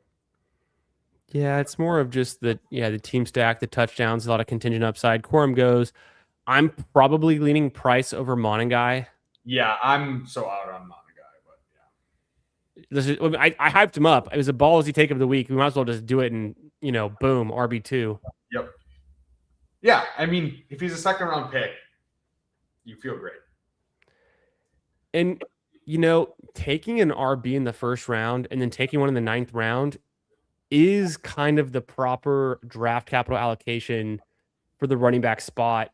I don't think it's crazy. Now we still don't have to force another running back with our next pick, but I would say we want to have 3 before round 12. So probably one of these next 2 picks is definitely a running back, but it doesn't have to be 116. It could be 125. We'll see what comes to us when we get there, right? Yeah. Well, I mean, I think we have 2 QBs, so we're not really looking for a QB here. Yeah, because this is the QB pocket right now. It's a QB pocket. It's a tight end zone. We got Pitts, which was nice. We have a double Falcons with Pitts in London right now. And if we want to grab Tua and pull him up a little bit, this is a war room. None of this ADP has been in. I mean, there's no one who has, undrafted Tua or last round Tua. All of the ADPs don't matter, really. It's really just take the players that make the most sense, fit your team, get the guys you want, because it's a time box contest. Yep. I think we go 1 running back in the next 2 rounds for sure. I think tight end, if there's someone there that we like, I'm down for it. And then all the rookie, other position guys that I would say I'm very into. I'm down to take one of those guys as well. Yeah. I think, and then we feel pretty good going into after round 11. So we'll make this next pick. Bendels at the same time. AS in the chat got a question for us. Would you send Nico and Javante? Would you send Nico, Javante, and Pittman for K9 Odunze and Dynasty? let me let's make our 2 picks and then let's make these picks. Whoops. Yeah. Do we go Gainwell first? I wouldn't mind it. Yeah, let's go Gainwell first. Let's go Gainwell first because we can pull up someone too if we need to. Yeah, and we're at pick 116. I hate how it doesn't auto update if you don't have it in the same. Yeah. So 116 Gainwell to me, yeah, I'm totally cool with that. That makes sense. Yeah. And then our next pick is going to be 125, and I'm just trying to think what would make the most sense. Yeah, I think we push tight end because yeah, we have Pitts, and then we're probably going to take 3 as long as we get 2 guys before round whatever 19 or where we feel like it's really gross. Then 2 more guys, then I feel fine with that. Yeah, I like. Ooh, okay. Yeah, I like. Let's wait. I'll hold my my tongue for a second. Okay, so we're gonna get one of the 2. So I'm probably Washington or Cooper. Yeah. How do you feel about that? Like I'm draft cool. capital allocation wise, we already have 4 strong receivers. Do we just go the running back here, or do we think? Yeah, you want to go Washington first? We double down on some upside running backs with one of Price or Mike Washington splashing, going to the Seahawks or the Broncos, or what we just imagined. I'm in. Yep, and we can play the ADP game a little bit. If Cooper, Boston, they might fall to us. Cooper's ADP, he's going higher and higher every draft, but he could fall to us. If Boston could also fall to us. I like that 2v2 there of Washington and hope for a guy to come back around. So no doubt. So the dynasty question from our boy AS is, would you guys send Nico Collins, Javante Williams, and Michael Pittman? You get K9 and Rome Odunze in Dynasty. Hot, fresh first impression, yes or no? Just straight up. So Nico, you 3, you get 2. You're downgrading at receiver, maybe slightly. You're upgrading at running back. Yeah. So sorry. Let me do the mental math here because this is how I break. Nico and K9, I view similar in value. Okay. So that's kind of a 1-for-1, cancels out type situation. Okay. And then Odunze, obviously the value is higher than a Javante and Pittman, but I kind of like this kind of trade in terms of, Pittman probably likely to score pretty similarly to Odunze in the season within a few points per game. So if that's honestly, yes, probably. And then if you get the extra just points from Javante, he's a 4th round pick on Underdog here. I kind of like that side where you're kind of arbitraging off of the younger player whose value is more based on his youth and kind of like the upside, because you can fill in the points with Pittman. You can get an extra running back with Javante, and obviously Nico is just a good player you want on your team as well. Still young, still has upside. So yeah, I'll take the Nico side. Cooper goes. We got a Jacob Sanderson fan here with Shaheed and Cooper. Cooper goes so close. Do we go Jennings or do we wait on wide receiver? I'm fine with JCM or Jones. Let's go JCM. Or you want to go? No, I took Bill. Let's take Bill this time. I think there's a lot of home run hitting upside to him, big splash plays. Even if they go with Love, I think he still can have some small roles and do some stuff. Daniel Jones goes. So that kind of kills the Daniel Jones dream. We're finally due at receiver again, though, because now we have 5 running backs, only 4 receivers. I don't know if there's a tight end tier that we have to have. No, I think we push tight end later just because, yeah, Pitts and then just tag 2 guys on. They're all kind of the same. I don't mind this range for some of these tight ends, but like they're not going to stack with our guys, and we don't. I don't mind it. I don't mind it either. Yeah. Honestly, either of these 3 makes sense to me. Yep, that makes sense. If Jones is there, he might just do it to make up some ground at really safe. I think that's fine. I don't think the wide receivers are that much different. I mean, it does get pretty gross. It gets gross, but we've already solidified 4 studs. Like, we're not really moving the needle with our other. I think we have to take the value on Aaron Jones. Let's go Jones. I'm good with that. And at the same time, we don't have to take the value. This is a brand new tournament. I just think if we're waiting on Price or Mike Washington to take over a role, Aaron Jones could provide a lot of early scoring. No, this is like a perfect mix of we have JT as our anchor. We have the upside rookies with Price and Washington. And then we just kind of have like JCM is like just a kind of a bet on whether they take Love or not, right? It's pretty binary. Yep. And then Jones and Gainwell, the unsexy, but just, give you some points to get you through and hope for the other guys to come through. So I like how we played this, taking a bunch of running backs in a row. But with those 4 receivers we took early, it gives us the flexibility to do that. So, 5 running backs in a row, just a solid, just green, just a Shrek turd. We just puked right down the board. It is funny though, like to go the RB anchor, then the 4 straight receivers, 2 straight QBs, get the semi-elite tight end, straight running backs from there. It's just being in the middle of the board. Sometimes you just take what falls to you and make it work. And I think we're still doing a good job of that. Yeah, I feel I like this team a lot. Exactly. Eat the veggies now. Yeah, it would have. I feel like the only way I would have felt like if we would have gotten Boston or Cooper to fall to us, then this team would have been like chef's kiss, like 10 out of 10. But I still feel very, very good about this team. So I'm going to close the poll on YouTube, and I just zoomed over there so I could see it. Yeah, officially Josh Allen is still him. 62% taking Josh Allen at the 101 with 32 votes. Pretty solid. I like it. Throw some blue Lambos in the chat for that. Boom. Okay. We're about to be back on the clock. Diggs did go, but Juwan Jennings also still gone. There? No, also gone. Travis Hunter is the one I was thinking of. He's also Judy, Debo. Yes. I can do Judy. I'm not opposed to Juwan, but I don't think we need tight end as well. I think we go Judy first, or Judy or Debo. Probably Judy. Yes. And then we take a tight end on the wrap. Even if the Browns draft a wide receiver in round 1, Judy can, at this price, is a perfectly good wide receiver 2 on his team. And we're assuming potential QB upgrade or at least just competition.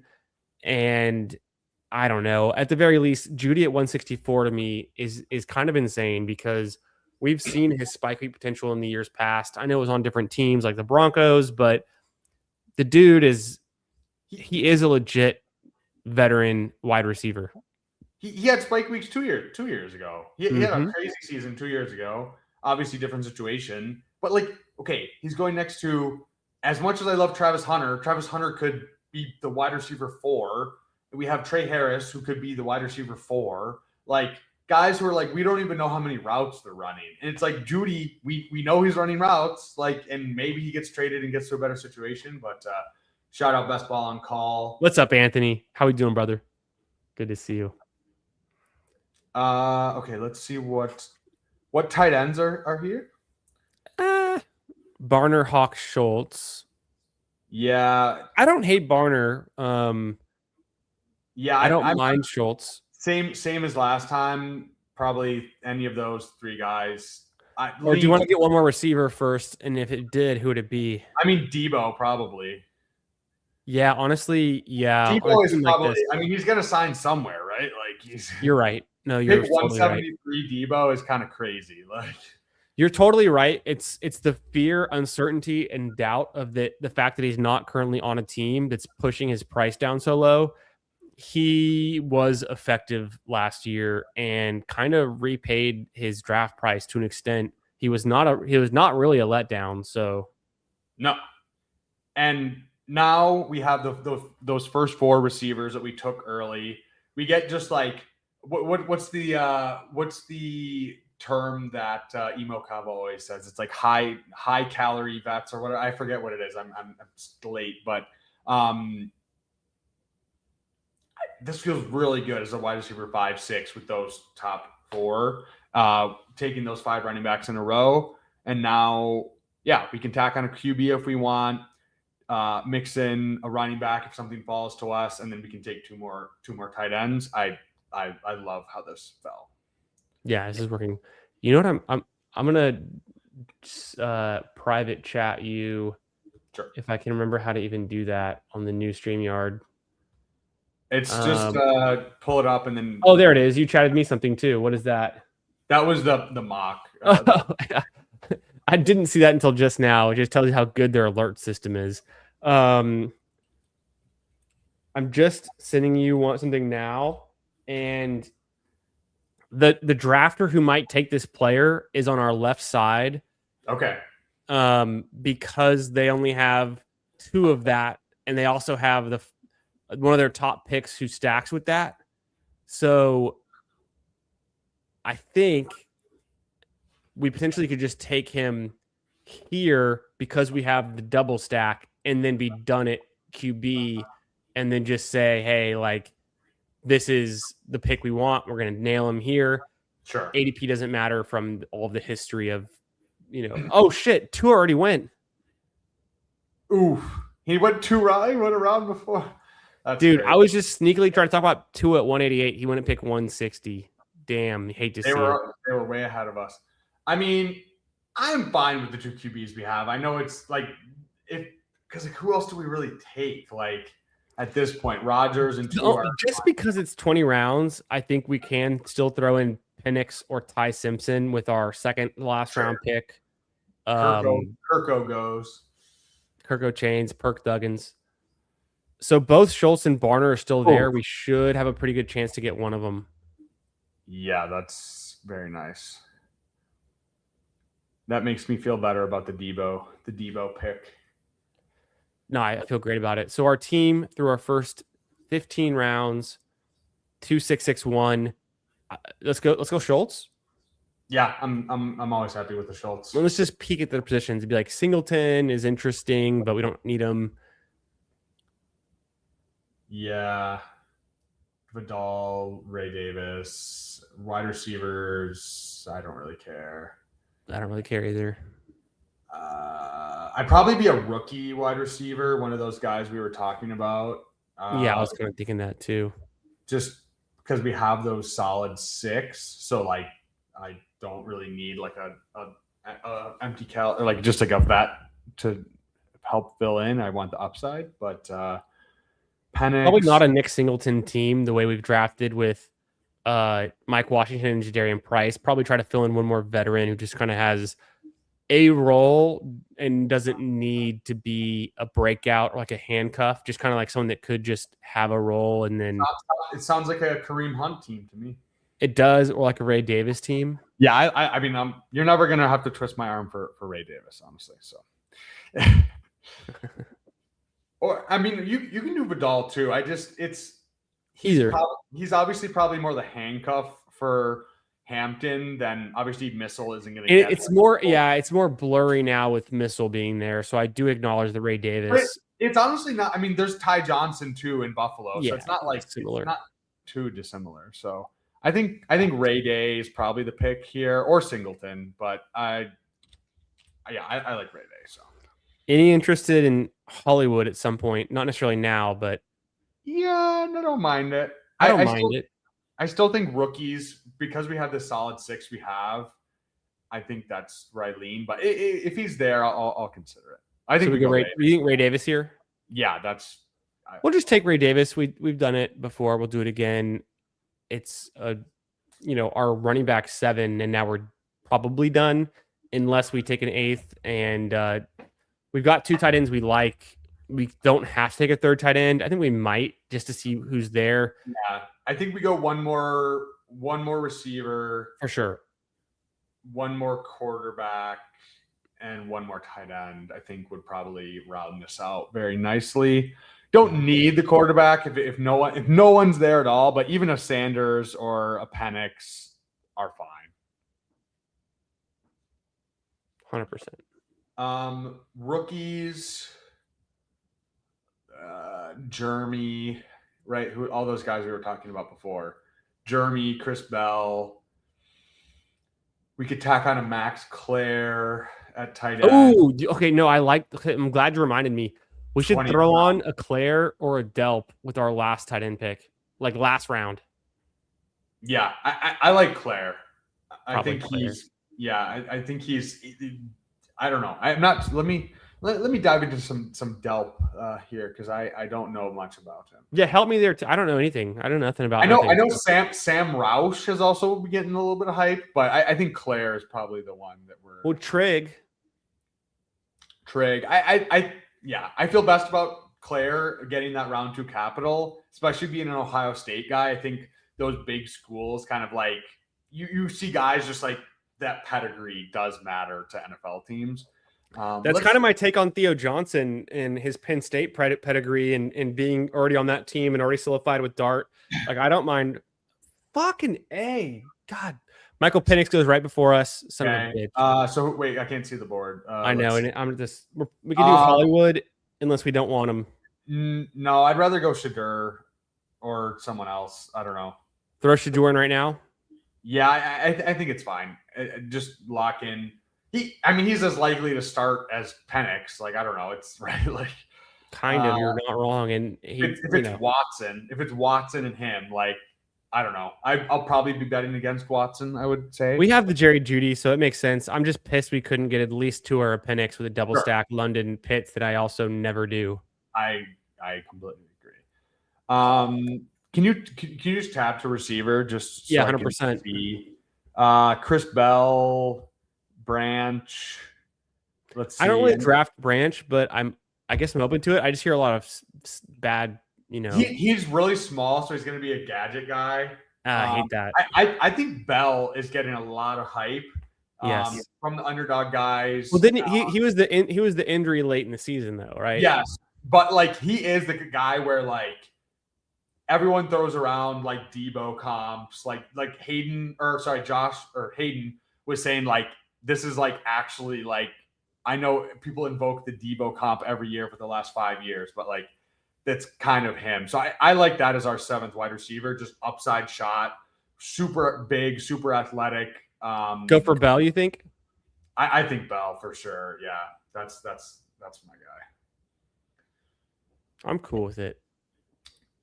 So Oscar Delp, 6'5", 245. He's from Cumming, Georgia. So points for that. Fluid athlete. Short arms. He was a lacrosse player.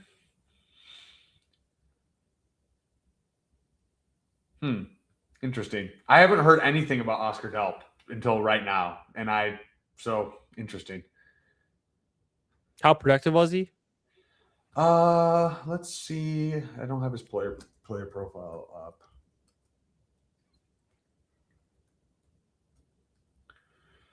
Let's check this out. He had 20 receptions. Okay, he's a blocker. All right, good to know. Best comparable, Tyler Croft. Yeah. That's it. Done for. Max Clare had a very good combine.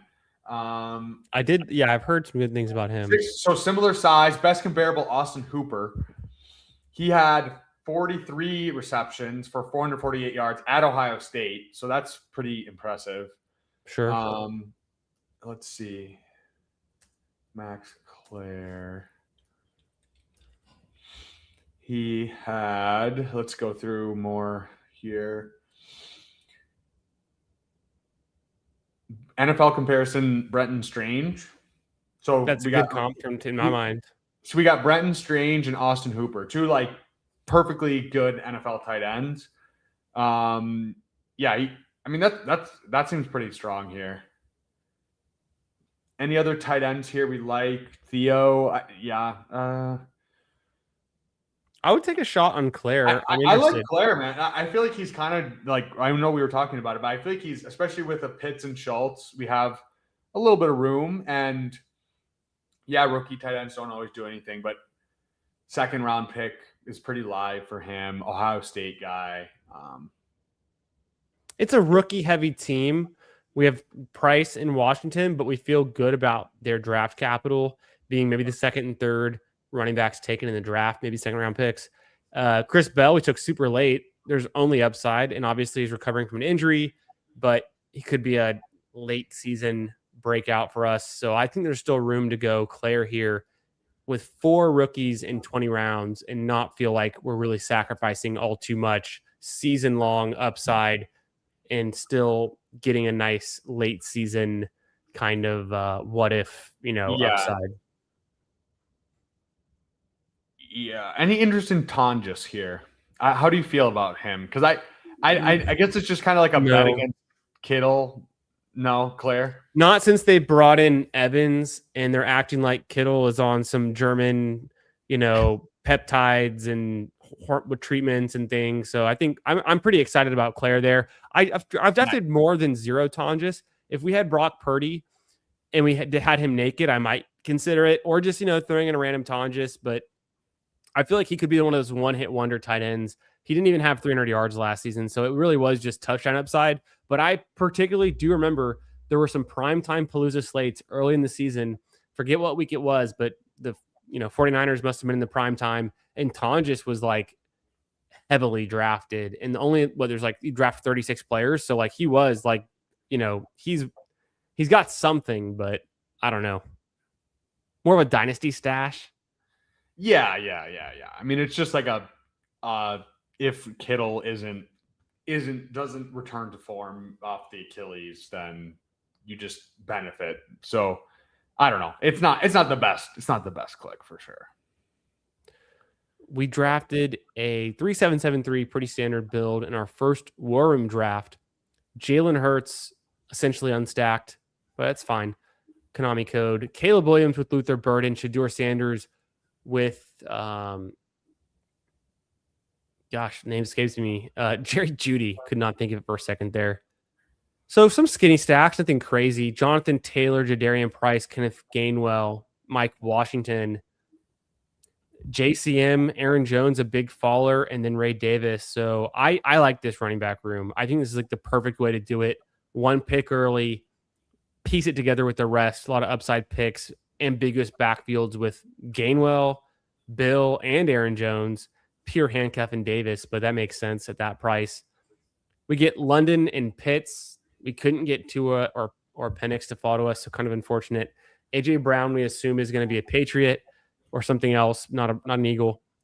Luther Burden, Devontae Adams, Jerry Jeudy, Deebo Samuel, Chris Bell. My first Chris Bell share, so I'm kind of proud of that. Well, he was Louisville, right? Yeah, Louisville. I don't know, man. Go watch the breakdown with Josh and Hayden. Go watch some highlights for him, and it's like he's pretty insane, man. It's more of the injury scare, right? It's the injury stuff. It's the injury stuff, but we can float it on this team. On this team, we can definitely afford it. Of course, yeah. And then Kyle Pitts, Dalton Schultz, Max Clare out of the Ohio State University, they're going down on, I think it's August 12th, might be August 14th. They're playing against Texas in Austin.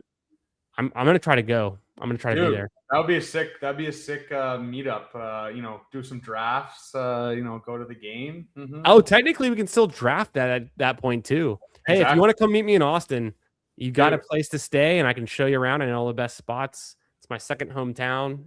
We'll do it big. We might have to pencil that into the. I don't know if we're able to afford the tickets to the game though. Yeah, they're gonna be like 500 a seats. Yeah, and then add 1.3 for my Canadian ass. So yeah, it's an exchange rate, right? Yep. Yeah, what's up, Leo? You in the 2-hole? Leo, how did I miss you? Brother. Oh, Frito, 1973. Hey, shout out. You were the 2-hole? How come you're Leo Longoria 82 and then Frito 1973? Something doesn't line up. One of these ages you're lying about. Good to see you, brother. Thanks for being here. We'll take a look at your team in a second, too. 4 spot. Hey. Sunk on the 4 spot. Don't worry, didn't snipe. Yeah, what's up, brother? How we doing? Good to see you. Appreciate you being here. Hope you're having a great Thursday night. It feels like a Friday to me, and Bindles too. We have tomorrow off. I'm actually driving to Austin tomorrow, so I'm pretty pumped and treating this like a Friday night. So I'm feeling good. Appreciate y'all both being here. Thanks for jumping in the draft, getting this war room with us. We'll take a look at both these teams. Crossface, if you're in here still, I know you're drafting with us. You might be watching on your TV or just chilling. Happy to take a look at your team if you want us to. But let's go ahead and jump into Frito's team, and then we'll jump onto Senka's team. Okay, 3-6-8-3 from Frito. Trevor Lawrence, Goff, Simpson. I like it. Solid QBs. I'm anxious to see how you stack these guys up. I see Gibbs there with Goff. That's pretty fun. Travis Etienne Jr., very good pick. So investing in RB pretty often and early with Montgomery, and then you wait a little bit, you get some C-Rod. So you're going back to your Trevor Lawrence team stack. That's nice. Kamani Vidal is a good pick. I do like that. George Halani, definitely a Halani boy. Yeah, Halani boy, you guys are wild. I don't know. Maybe if you guys are right, I'm going to be so surprised, but it sounds fun. It's fun in April. Here we are. Olave with Etienne Jr. I think is a fun team stack on the Saints. Just investing in that offense is cool. Get the JMO with the Goff. And Gibbs is fun. Parker Washington, actually a very solid wide receiver 3, I think, in this range. And you've got T-Law, so it makes a ton of sense to me. I like that. Jaden Higgins, I was talking him up. I want to draft more Jaden Higgins. He's even cheaper than he was last year. Had a decent rookie season. I think he had 6 touchdowns and like almost 600 yards and was taking on more of a full-time role. We have Christian Kirk gone. So I think Higgins actually is a really decently priced piece. Trey Harris, for similar reasons, he was more expensive last year. Let's go ahead and go for a year 2, taking on more role without Keenan Allen there. So very similar. DK, I don't mind him. Flournoy, totally fine. Jalen Noel, so getting some cheap Texans, I don't mind that. Laporta, the triple stacked Lions, one of the few teams where a triple stack to me is perfectly fine and a good way to do it. So pretty fun there because the Lions score more touchdowns than almost anybody over the last 2 years, especially. They do have a new offensive coordinator, so something to consider there, but maybe it's actually a better situation for them. Isaiah Likely, I'm not crazy about him, but fits perfectly fine on this team. And then Mark Andrews at a good price too. So a solid tight end room. The wide receivers are a little top heavy, but you got some upside guys in the back end, so I think it works. The running backs, perfectly fine. Perfectly cromulent team here. Perfectly well done. Good team stacks. Fun. Yeah, let me say one thing. I think at least one of those tight ends needs to be a receiver. The Likely or Andrews picks there. At least one, maybe 2, I would say, and then swap out because you have Laporta, so it's kind of similar to us with Pitts, where it's like, I don't know. I just feel like you need receivers more on this team. Who's there? I don't know. That's what I was going to ask. So thought experiment. Let's say we trade in Andrews, we keep the Likely, it's fine. He gets another late tight end, super later. But if you trade in Mark Andrews at 146, imagine in your head right now, what receiver would you want on this team that has Trevor Lawrence, Goff, and Ty Simpson, which we didn't know until the end because that's a late pick. Yeah. But you already have Trevor Lawrence and Goff. You're going to get a receiver at 146. Give me 1 or 2 names you would want there. I mean, probably Travis Hunter if he's there. Okay, that's a perfect answer. Perfect answer. Let's go see, was Travis Hunter available in our thought experiment at pick 146?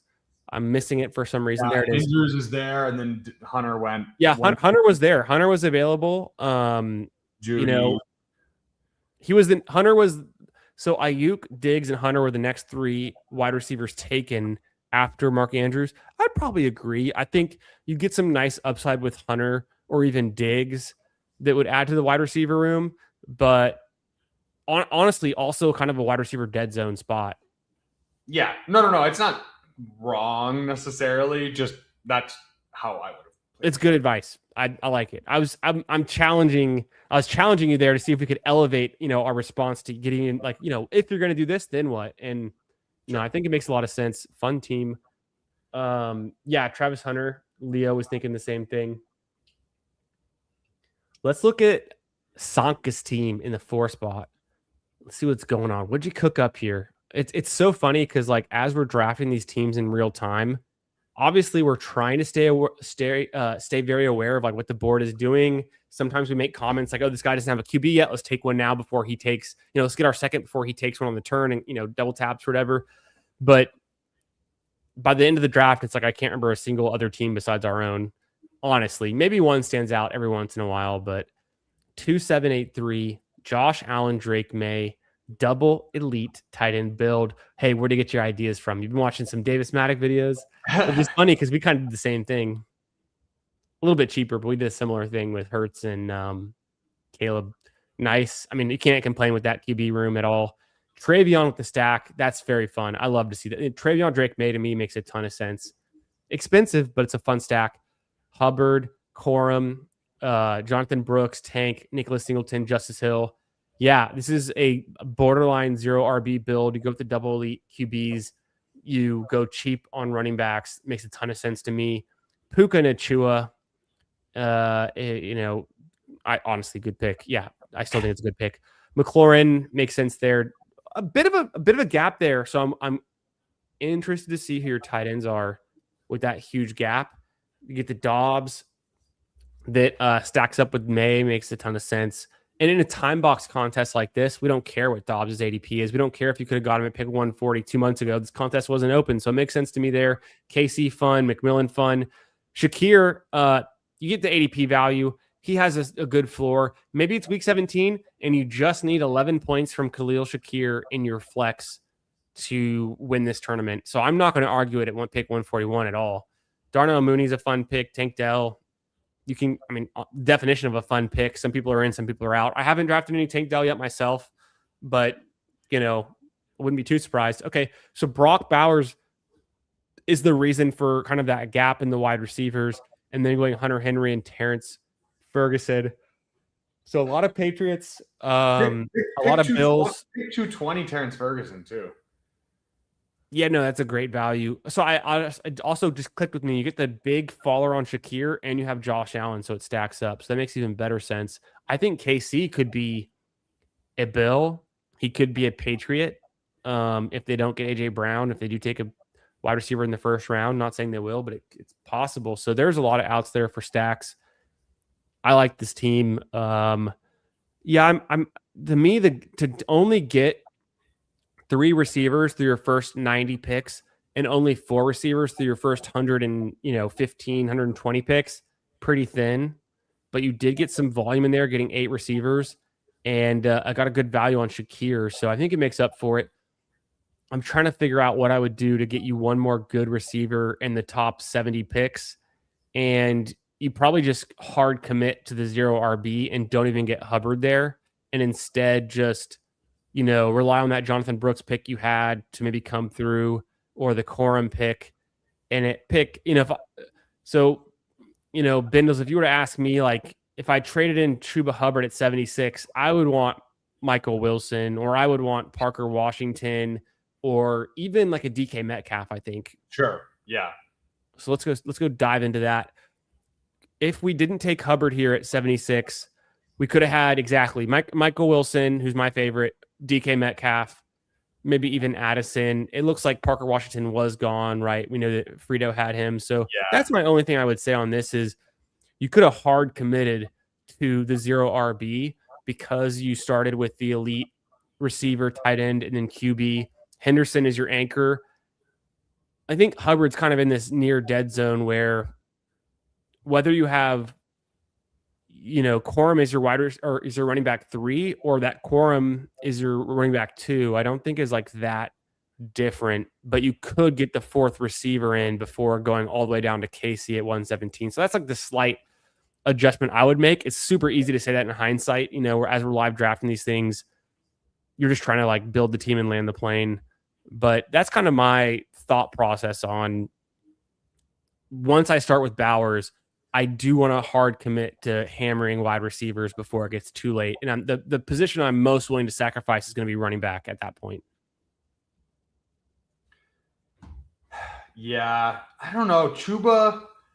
You in on Chuba at this price? I think I am because I'm just not a Jonathan Brooks guy. I just feel like everyone's in on Jonathan Brooks because he's like gonna be playing, but it's just like, isn't this the guy coming off 2 straight ACL tears? Like, I don't know. Like he wasn't even that great of a prospect either. I think he just kind of got taken in the second round, similar to this year where it's like you don't love the profiles, so teams fall in love with these guys and take them higher than they should go. I don't know. Maybe that's like a Jadarian Price landing spot or something like that. But I think barring them drafting a guy in like round 2, I mean, is it the greatest pick ever? No, but I think it's like Chuba is solid enough. So I think I don't mind it in this build. I don't mind it. Do I in a vacuum? Do I like a Algier or Stevenson better? Probably, but they're pretty similar bets. So I think it's fine. I think it's perfectly justifiable. And I can see the upside for Hubbard. I don't think it's like Monagai. I'm just like, I don't know. I don't see the upside whatsoever. But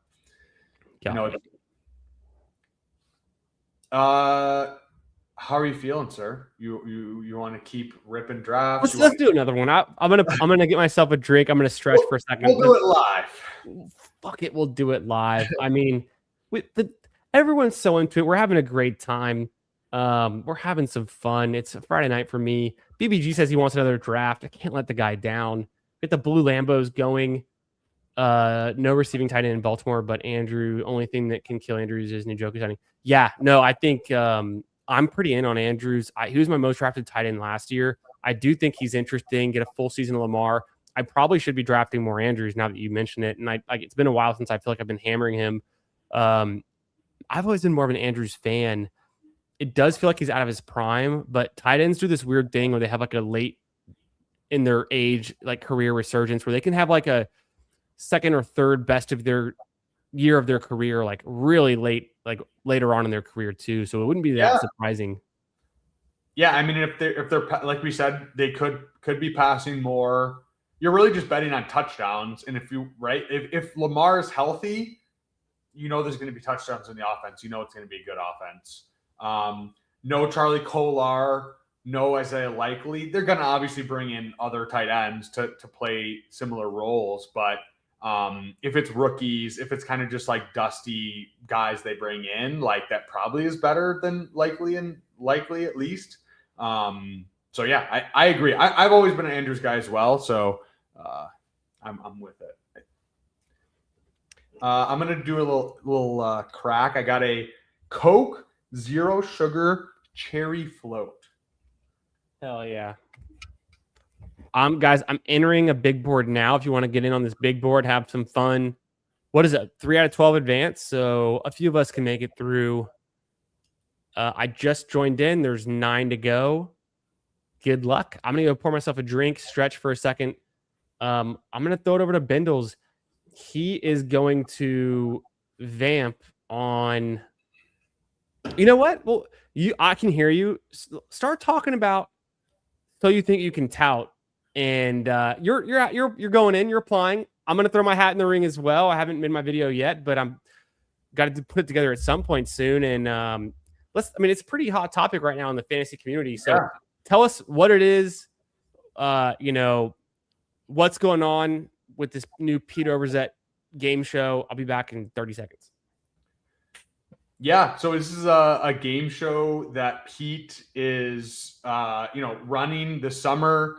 So it's basically, do you think you're smarter than your favorite fantasy football analyst? So it's going to be a entry video and other information about yourself, and then you can get a chance to win a paid gig on his channel, full amount to max BBM, a stipend for camera, other stuff. So I think it's going to be super fun. We know Pete is super innovative in this space, and really just a big opportunity to get your name out there, have some fun, and I think it's going to be an absolute blast. Hot best ball summer gets better and better every year, and I'm super excited. I did my video today, Candyman. We've seen a bunch of other people. PPR Tyler had a great one. We've seen some great ones today. I'm going to give you guys a little crack of the can. Yeah, we got a Coke Zero Sugar Cherry Float. It's a very interesting flavor. You know, get those 0-cal drinks, fill you up for no calories. BBG has the best true serum take imaginable. Does it have to do with respecting women? Is that your take? The what says it's going to be fun to see who gets it. Yeah, I mean, he said he doesn't have like a set number of. God, I brought that on myself. Sorry. He said he doesn't have a set number of entrants that he's going to have. How are we still waiting on 7 people? Come on, guys. It's a big board. Yes. Shout out to Disbanded Brotherhood. He's respecting of all tortas. Shout out to Houston area. Lots of tortas down there of many kinds. So I'll be honest. I was busy. I was trying to do some chores and some stuff and errands. I haven't seen BBG's video he posted in the Tower Discord yet on his hot take. I know he's waiting to release it to the world. Did you just talk about it, or are we saying what the take was? Are you spoiling it? No, I'm not gonna spoil it. Okay, I'll watch it later. It was spicy. That's all I will say. It's a very fun idea. It's going to be a very fun, thing. Who knows who's going to get in? There's a lot of people in the community, and it'd be fun. It would be a lot of fun. Absolutely. Peanut Punch wants the war room because he's already maxed the big board. I'm assuming savage. Respect the tortas. BBG, number 1 woman respecter. One of the serum takes. It's not on Discord or public anyway. Max was in here earlier in the stream. He had a serum take about JSN. I saw PPR's take was about Superflex for Best Ball Mania. Bindle's take was on Saquon being a top running back for this year. Trying to think of the other ones that I'd seen. Who else's takes I'd seen? Do you remember any other ones? One of them was JSN was kind of I think the term was unethical hooper, that he's kind of like unlikely to repeat. So kind of similar to what I was bringing up, but I have been feeling that. Do you want to share this first round mock after? We're done? Sorry, yeah, boom. Wait, no, all good. I just randomly brought it up. No, I just had forgotten that we were going to do that. Yeah, any others? I don't remember any others off the top of my head that stood out to me. Like there were some very fun entries. The one college track guy like running and drinking the truth serum. So I'm kind of regretting doing mine the first day because I feel like I could have come up with some better bits. But you know what? Fired off. We're good. So. There's many considerations. I'm sure it's the whole package. I wouldn't sweat it. BBG says it's not public or on Discord. I thought you guys were talking about it like it was, but I guess we'll wait and see. Actually, I think I know what it is. It's a video of BBG hog maxing and a biker, crashing into a fire hydrant and having, life-changing injuries from BBG's assaulting people as he's driving his car through the hills. Savage. Okay, we'll pass on that comment. Some absolute donkey said to fade Burden. Who said was that? It was like the analytics guy. I just followed him. I shout out. I had seen that one. Yes, I know what you're talking about. That was a good one. Edited, nice. Candyman posted a Drake May take. What's my Drake May take? Do I have a good Drake May take? Maybe, who knows? I probably have said a lot of shit about Drake May in the last couple of months in Super Bowl, but I've already forgotten it. But The what? If you remember my Drake May take, please remind me, and I'm sure it'll come on my mind. I don't remember your Drake May take. I was just saying like how he got sacked in the Super Bowl so many times, overvalued. I think he's in a good price now where he's going in the 70s, but it's like a 30 pick swing from the beginning. Yeah. Oh my God, disbanded.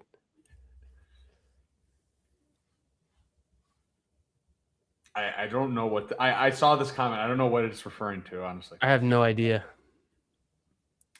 But if Jonathan Brooks is looking spry, healthy, and is like that guy, I still think Chuba's strong enough to hold him off, but I think they could converge around pick 100. Go AC Cards. There may have been Josh Allen yet. We closed the poll on Josh Allen, unfortunately. We did get there. Oh, to the burden. Oh, Chad. Oh, because the what? There are people out there who think that Chad Candles and I are doppelgangers and that we're the same person because he only streams in the mornings and I only stream at night. We've never been seen on stream together. Chad and I have been DMing. We've been trying to set up a stream for a while. We just are not on the same time schedule, so it's tough. Very tough. The bird intake. He was saying, "Okay, buddy, you mean that thing everyone has said to do?" Oh, that Burden's like, Burden's, yeah. That is kind of true. So we're in this draft. Hell yeah. It starts in 5 seconds. We're at the 5 pick, but is there any takeaways from that? Oh, it's okay. No, it's fine. We're gonna draft. We can draft. Okay, but any takeaways from the first round in your mind? So yeah, they have Love Mendoza 1, Love at 5 to the Giants. They have Tate to the Chiefs, which would be super fun. Concepcion pick 13. They're super high in Concepcion, which I think is fair. But he to the Rams. Him at 13 to the Rams. Yep. That is straight sex right there. He'd be a top 50 pick easy. Yeah, exactly. That's what I'm saying. Take him every time. Lemon to the Cowboys at 20. Sadiq to the Panthers, which I think is a great landing spot for him. He would, could be number 2 in targets. Even, shout out to Jalen Coker. But okay, we are on the clock here. Puka? It has to be Puka. Pookie? Doesn't it have to be Puka? It has to be Puka. Yeah, I mean it's fine. We're gonna chomp the competition. Buy the dip. If this was my home league, my team would be called Bite Me. So shout out to Senka again in a top spot. He gets a 3 spot this time. Hey. I recognize this name Pollock in the 11. I don't know if you know who that guy could be. It seems familiar. Might be a guy in the community. Who knows? We'll see how he drafts. We'll see what his tendencies are. If you're in this draft with us and I haven't called out your name for whatever reason, if I overlooked it, let me know. Give us a what's up in the chat. And thanks for being here, guys. Make sure you slap that like button. Make sure you're subscribed here and over on Bindle's channel. Links in the description. We've got some stuff cooking up. I know we've got a lot of things. Bindles and I have been working behind the scenes, and we've had some time off. We've had some kind of conflicting schedules, but we've got a lot of things cooking up for the Ballsy show and for both of our own channels. So make sure you guys are subscribed. And the season is young. We haven't even gotten to the NFL draft yet. I feel like the best ball summer really heats up like after the NFL draft, of course. Oh, yeah. So this is all the pregame stuff. We're working our way up. We're just existing. We're getting the practice in, the practice reps, practicing our free throws. We're in the batter's box, but we're not up at the plate yet. We're almost there. And so it's exciting times. Looking forward to this season, drafting with you guys and hanging with the community, having some fun. So don't miss out. We do Ballsy typically every Monday. This coming Monday, we've got some holiday conflicts, but the regular schedule is typically Monday nights for Ballsy, and we'll get back to that pretty soon. Yes, sir. Amon-Ra at pick 10. That is very nice. Very nice. Yeah, pick 10. Amon-Ra is fun. Yeah. I'm a little bit afraid of Achane on this Miami team because of the lack of touchdown upside. I love Achane, but I'm a little bit scared. I'm starting to feel like I want Barkley or Love Ken Walker goes at pick 13 here. That's kind of crazy, but you can make the argument. I'm Barkley in love over Hampton as well. I don't know, man. I'm coming around on Saquon. I just think the situation's getting a lot better. So London. we went Puka. I'm down to go London again, 100%. Or I think either him or Chase Brown. I think we go London and hope for we can get a running back on the way back if we want. Yeah, no doubt. Like, remember last year we were drafting the Puka London at the 1-2 turn, and it felt great every time. No, Could be the year. Absolutely. No, this is just a fun start. The other first round picks they have. So yeah, they have. That's right. So that's 1, 2, 3, 4, 5 wide receivers in the first round. So Omar Cooper to the Dolphins, pick 30. Lemon, Casey Concepcion, and Carnell Tate. So that's like right. Like we're talking about Cooper and Concepcion being great picks. Boston we saw was pick 35. So yeah, just go. Like this is not, like I said, not a Bible. Like we don't know exactly what's going to happen, but it is directionally pretty good. And I would say use that to your advantage now pre NFL draft. So makes sense to me. So Charles says Allen 105. This could be the draft we go Allen. We could take him right at 29. Like this could be the time we take him. It might be it. I mean, the crowd wants it. I would say, mocking. I still would want Lemon over Concepcion, but in that landing spot, it's kind of crazy. Is it bad that after Bijan, Gibbs, and Chase go, I'd rather take JT next? I don't think it's bad. I think it's totally fair. The market's not agreeing with you, so it's like how much exposure do you want? How much underexposure to JSN or Puka do you want? But JT easily could justify that. Yeah, 100%. Neighbors auto click, yeah. In this draft, some guy named Pollock got Neighbors at 14. BBG seems to like that pick for some reason. I've got a ton of Neighbors, though. I have a big bag of Neighbors. It's funny that Neighbors goes 14, though, and we get London at 20, which to me feels in a similar tier. And, like, I'm happy that we can still get a receiver like that at pick 20. Oh, and Josh Allen. My God, you hate to see it. The time we were actually going to potentially take Josh Allen there just for you guys. And he goes. Do we go ETN or... ETN or AJ Brown?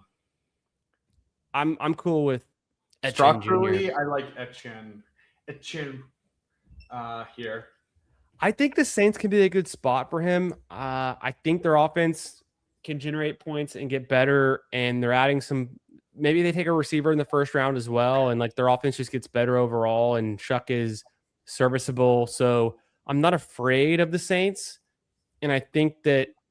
It's a little expensive for Etienne Jr., but I mean, he's not really going to fall past then. I don't like, we could have pulled up Kyron instead. We already had Puka. So to me, it's like how much, I don't think it's crazy to go 2 Rams in the first 3 or 4 picks, but it is kind of risky, kind of expensive. So to me, it just felt like structurally a running back fit.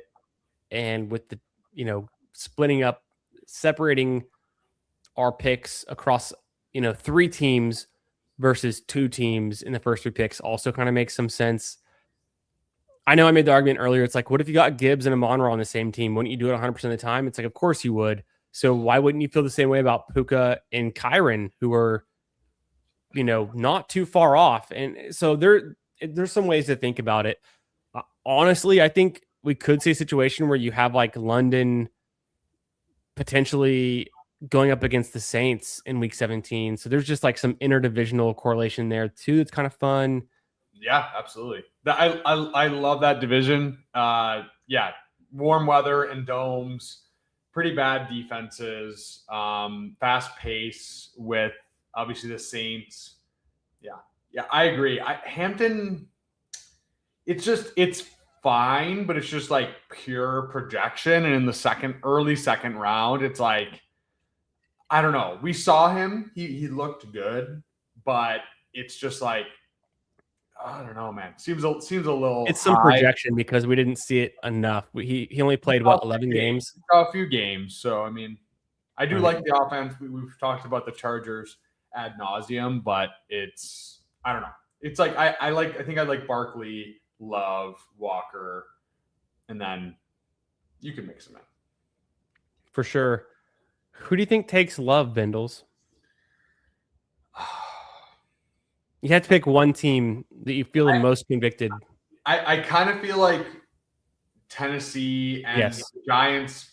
I think they pass on him. I think he's a Washington Commander.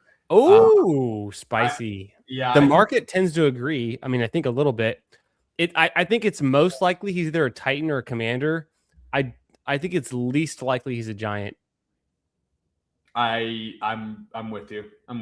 I think that's We got Travion pulled up here for 6. We're gonna get a nice wide receiver pick here. Or I mean, if you think AJ Brown goes to the Ravens, Flowers is maybe not a great pick here. Yeah, I don't mind Loveland here too. I do like Loveland. He's our differentiator here if he makes it to us. I think this guy goes wide receiver too because he's got 3 running backs. So that and our next pick is going to be 53. At 53, there's still going to be. We could also go for the Zay Flowers and then try to come back with Lamar. You want to do that instead? Yeah, I'm good with that. You want to try that? Let's see if we can land it. Sure. We have more outs if we take Zay Flowers there. A couple picks past ADP, and then we don't get Lamar. It's still fine. But if we do get Lamar, I feel like that is a very nice stack. And honestly, I maybe have done it once. It's probably been so long, I can't even remember the last time I did it. So, like, I'm looking for a Lamar Zay Flowers stack in my portfolio as well. And just, sometimes it lines up. It doesn't have to, though. We'll see. It makes me feel good, though, that the guy right before us took Allen. So if Lamar gets to pick 52, like, we can get him at 53. True. Yeah, I like Flowers. He's just a good player. He's good. Good, right? We said offense could get better. He had a good year. Explosive. He had a good year even with Lamar missing a lot of time. And yeah, if they bring in AJ Brown or something, like we can't really account for that at this point. But auto clicking Rice lately. Let's check out Pollock's team here. Yeah, this Pollock guy has gone Cook, Neighbors, Rice, Kyron. That's kind of a fire start. That is a fire start, especially Kyron falling that far. Yeah. Like Neighbors and Rice are guys where once Neighbors is back playing and back up to full speed, could easily be a first round pick next year. And sure. Rice, if there's no suspension and if he does dodge a first round pick, if he dodges a first round pick wide receiver, then I feel like he could easily pay off 2-3 turn late second round ADP as well. So I really like that start from some guy named Pollock. Mm-hmm. Oh, let's see. I've been interested in Rice more so. I faded him for a while. Okay, if Loveland was still there, we would definitely go Loveland. Considering we made the whole plan to go Lamar here, I think we just snap click him right. Easy. So we get the Lamar stack with Zay Flowers. We have Drake London, Puka Nacua, Travis Etienne Jr. FK making the point, like, what do you think about Lamar Jackson trending down, the rushing trending down? Have you put much thought into that, Bindles? I think of Lamar as having the ability to literally break the slate, not only be the QB1 on a week, but like put up 10 more points than the next closest QB. And we've seen it before. It's just kind of, does that happen in week 16 or 17 when you really need it? And I know that the rushing has been different, the injuries. What's your kind of, and this is also from a dynasty perspective, you've seen the value on Lamar kind of shifting in the last year or two. What's your kind of outlook on Lamar in general across all fantasy, not just best ball, but like everything? Like, what's the kind of outlook on Lamar? Yeah, I just think we play a ceiling game, and like we've seen Lamar, he has the ceiling. If he stays healthy, like I just think he pays off. Like he's a great click, season long, dynasty, best ball. Like, so getting him here in the 5th, especially stacked up, I feel great about it. In dynasty, I'd be trying to buy because his value has dipped a little bit. and we Good kind buy now. we kind of saw that kind of 2 years ago, right? He kind of had that weird. They didn't know what was going to happen. Was he going to get signed? Was he going to get traded? There's like weird stuff going on, and then he goes out and puts up an MVP season the year after that. So Coach. Exactly. So I think all signs are pointing that, and we're not.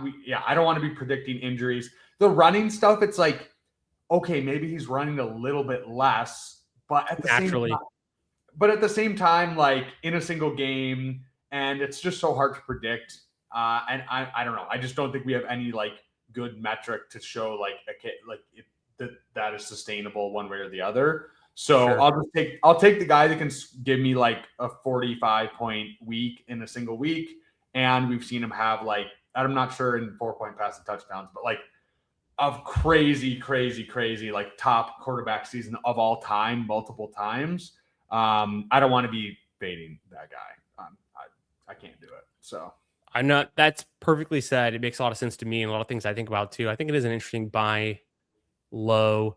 We're back on the clock. We have a 1-1-3-0 build. Do we go with an early tight end like Tyler Warren? We could pull him in here. Do you want to grab our fourth wide receiver before we go around the corner? Are you interested in Harvey at all? Burrow is there, but we don't have any way to play it. Let's go Warren. I haven't taken much Warren. Okay. I do think he's a beneficiary of kind of getting some more short area, middle of the field targets with Pittman leaving. I like Josh Downs, but like realistically, it's like, how much is he going to play as the slot only wide receiver? So I think Warren's rookie season, obviously he didn't have the crazy end of the season like Loveland did, but he had a very good rookie season, stepping into kind of like a bigger role this year. And I think it's a good click. So I definitely want to be clicking him more. He had 112 targets. He caught 76 balls, 800 yards, 4 touchdowns. Like if that was a rookie wide receiver, that's like on fire. And only 4 touchdowns, but it could get better. It's a lot of points as a rookie. I'm pretty in on Warren. I think this price is very inviting, and it's the right range where you've already got enough receivers, at least a running back, maybe 2 sometimes. We did go the route where we have an elite QB, so we're a little bit behind at receiver. We can play catch up quickly, I think, with our next pick. And a lot of guys we had queued up are still there. Tyson, Washington, Wilson, even Sutton is fine, I think. Addison, might even come back around in 92 if we get lucky. But I think Tyler Warren, very interesting at this price. I'm not afraid to click in this range. Yeah, absolutely. All right, we're back up here. Honestly, Ramondre is not a bad click either. I think it's Ramondre here, yeah. So because we have a round 3 running back, I think Ramondre makes sense in getting a little bit more draft capital there. If it was a round 1 or 2 running back, I'd feel very confident getting our 4th receiver next with like Tyson or Wilson instead. But I think Ramondre fits this team nicely too. Yep, and we a little expensive for a guy who's splitting. A little expensive, I will say that, because last year wasn't Ramondre pick 120? Yeah, something like that. I think it was a little bit. I think it was a little bit higher than that, but yeah, it's still. Let me know in the chat. What was Ramondre? Because honestly, let me do something real quick. I can pull it up pretty quick because bless you. I have. Oh my god, I'm so zoomed in. Let me pull open Sam Sherman's team. He had Ramondre. I've got it right here. I'll look at myself. He got Ramondre in the 11th round, the 1109. Nice. So wouldn't that be? I'm just gonna run to the bathroom really quick. No, you're good, dog. 11-9 would be pick 129. So yeah, pick 120, 130 is where Ramondre went last year and paid off huge. We're taking him here in the 7th round. I guess it's a little expensive. Maybe should have gone receiver there and continued to push running back. So I admit that, especially since we took an elite tight end and an elite QB. Probably we needed the receiver because now we're hitting this receiver cliff and it gets kind of ugly. I don't know. I don't hate the Ramondre click. I've been doing it. I think on this build though, we probably should have gone receiver in hindsight. we'll be okay. I think we can still get maybe one more guy who's kind of in this tier that supports wide receiver 4 outputs. And honestly, because of the way we drafted Lamar with Zay Flowers, we might be good just to double tap receiver here at 92-101. I'm going to show y'all who's available. And of course, Tucker Kraft is there, which makes me feel even worse about the Tyler Warren pick because I think Kraft is in the similar tier. I'm definitely feeling like we could have waited and gone like maybe Dowdle over Mondre, but receivers here, it's going to be Dobbs or Pittman, and I'm probably slightly Pittman ahead. But yeah, I'm definitely Pittman ahead, or Or even Wandale. Wandale. I'm good with Wandale. Are you or Pittman? I like. I'm good. I'm okay with Pittman. Actually, he was a stud for like the first 3 or 4 weeks last season, and potentially on a pass happier team. No, I like. It's not that I don't like. I think he is a very good fit with Rodgers and with McCarthy. So I think he's gonna get a lot of catches. How many touchdowns does he score? I'm not sure, but I think pick 92 is perfectly fine for a guy like Pittman. So I think it's fairly likely that at pick 101 we can either score Wandale or Stafford. I'm happy to click either one of those. I think they can both fit our team, given we have Nakua, get Stafford stack like we mentioned. So that's probably pretty high priority for us. yeah. Are there any other players that are kind of in this range that are queued up or available in the player pool right now that you might consider over Stafford, given he's still there? No, it's probably Stafford. Okay. I really like Concepcion, but yeah, no, you're right about that. I don't think over Stafford I would do it. But dude, Concepcion versus Romeo Dobbs, like why are we clicking Romeo Dobbs over the guy that could be a first round pick? I get it. You're probably right. I just feel like Dobbs, they're gonna add someone else, whether it's AJ Brown, whether it's a rookie, whether they like get a Debo or I don't even know, but I just feel like we're in this like artificial inflation period with Romeo Dobbs where he's going pick 93, and I don't think it's gonna last. Is the bet that I am making. So. No, you guys make a lot of good points in the chat as well. Like the pick. Appreciate you, brother. Shout out from the Twitter sphere. I got to check in over there. I always forget to pop over there. Make sure I didn't miss anything. At the same time, I'm on the clock. Staffy. So we got Stafford. We just hammer. Yeah. Rip it. Boom. Straight ballin'. Lamar Jackson stacked with Zay Flowers and Puka Nacua. You know, hide your kids, hide your wife. With Matthew Stafford. No, this team is on fire right now. I kind of wish this was in the war room because, I mean, I like that it's a big board too, but the big board seems so hard to win. I feel like if this was a war room team, it'd be like a, I don't know, top 5% kind of, you know, through 9 rounds kind of build. Like, this is pretty fire. Yeah. Yeah, I agree with, like, in terms of 2v2 of like a Warren. What other receivers went right after Warren there? Like, yeah, this would have been Parker Washington or just taking one of the running backs, honestly. Yeah, maybe a Harvey instead. Maybe I mean, at the same time, we've been talking up like Price landing there, and like that would kind of hurt Harvey at least some. Imagine Harvey, Dobbins, and Price are all Broncos, and they all go around pick 100 in BBM. That's such a messy ass backfield, yeah. Just like at one point, the Jaguars a couple of years ago, between was it last year? It was Itchin Jr. And Tank. No, was that 2 years ago? No, it was last year. Yeah, and Bigsby ended up getting moved, and Tootin. So it was last year. All 3 of those running backs went around pick, 100 to 130. It was pretty wild. I think I'd just be if that was the case, I would just be taking the cheapest one. Like, I'd just be like, which I don't even know who it would be. It would probably be Dobbins, right? I'd probably be like 6 to 8% on 6% of the first two, 4 to 6%, and then higher on whatever one the third one was, like maybe 10 to 12%. Just so I think this question here on like, do you stack Allen with DJ Moore? If you're getting Allen where he goes at ADP, you're taking more around. Yeah, I think it stacks nicely. It's kind of where the ADPs line up right now. I'm in. I would do that. Yeah, absolutely. I have a huge bag of DJ Moore though before he was a Bill in the big board, so I feel like I haven't taken him recently, and I just haven't been clicking a ton of Allen because I don't take a ton of the elite QBs at price. So a 2-2-4-1 running backs.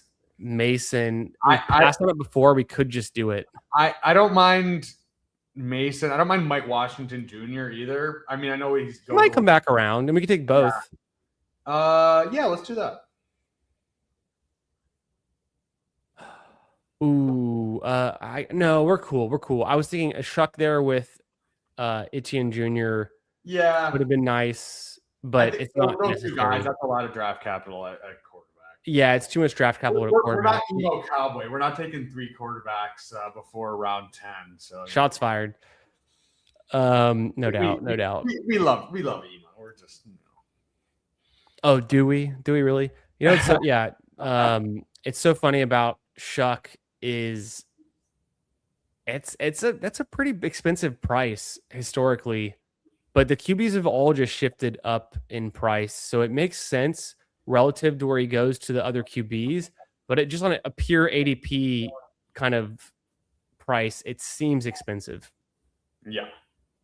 But given like, what is he? I mean, I have to look it up, but and I haven't updated my model this week. It's been a long week, but Shuck has been in the range of, I want to say QB 18. No, he's even further than that because he's QB 20. So QB 20 historically has been a much cheaper ADP, closer to the 140s. Yep. He's going in like 118. So there's all the QBs have moved up a decent amount, you know. Oh, Omar Cooper goes. Holy shit. Bro, Omar Cooper's getting pulled up so much. And in this format, and this tournament's been open so long, it's like kind of a tougher click, but you just want to go Washington here? Yeah. Or is Coker interesting at all? No. Mike Washington. Dude, Coker. It's a good thing it's past PPR Tyler's bedtime because he doesn't get to see us slander Coker here. Exactly. Dude, whether it's a tight end, whether it's Sadiq. You heard the nickname for your fans? Yes, I have. I'm just a cokehead, dude. Out of context, that's crazy, but I'm a cokehead. Shout out PPR Tyler. Had Ian Hartitz on today. Pretty crazy. So yeah, ballin'. Mike Washington is a 0. BBG, what do you know about rookies? You're not the rookie guy this year. BBG likes all the rookies. He likes the olds this year. Coolers. I have in my player notes, in my model, literally the question I have next to both Penix and Tua is how many games does he start this year? I don't know. I don't have a good feel for it, but if you said, instead of like how many games do they start, if you just said which one starts more games, I honestly think it could be Tua. I think it's Tua for sure.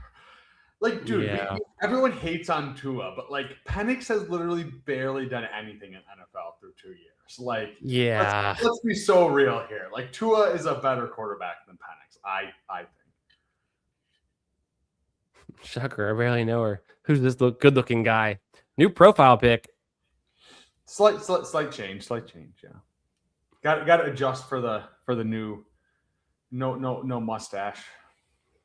A 0 on the team, but a hero in the hearts. We love you, BBG. I'm on the Tua side too. I guess we kind of have to be. And don't forget, Kevin Stefanski, coach of the year for the Browns, and they fire him because they're trash organization. He's a QB whisperer. He is, when we think of QB whisperers, he's one of the top names that should come to mind. So Tua having a resurgent career with Atlanta, yeah, perfectly in the cards. At the same time, Penix developing in Atlanta also possible. 2-4-4-1. We should probably go with receiver, right? Yeah, Jennings just buy the dip.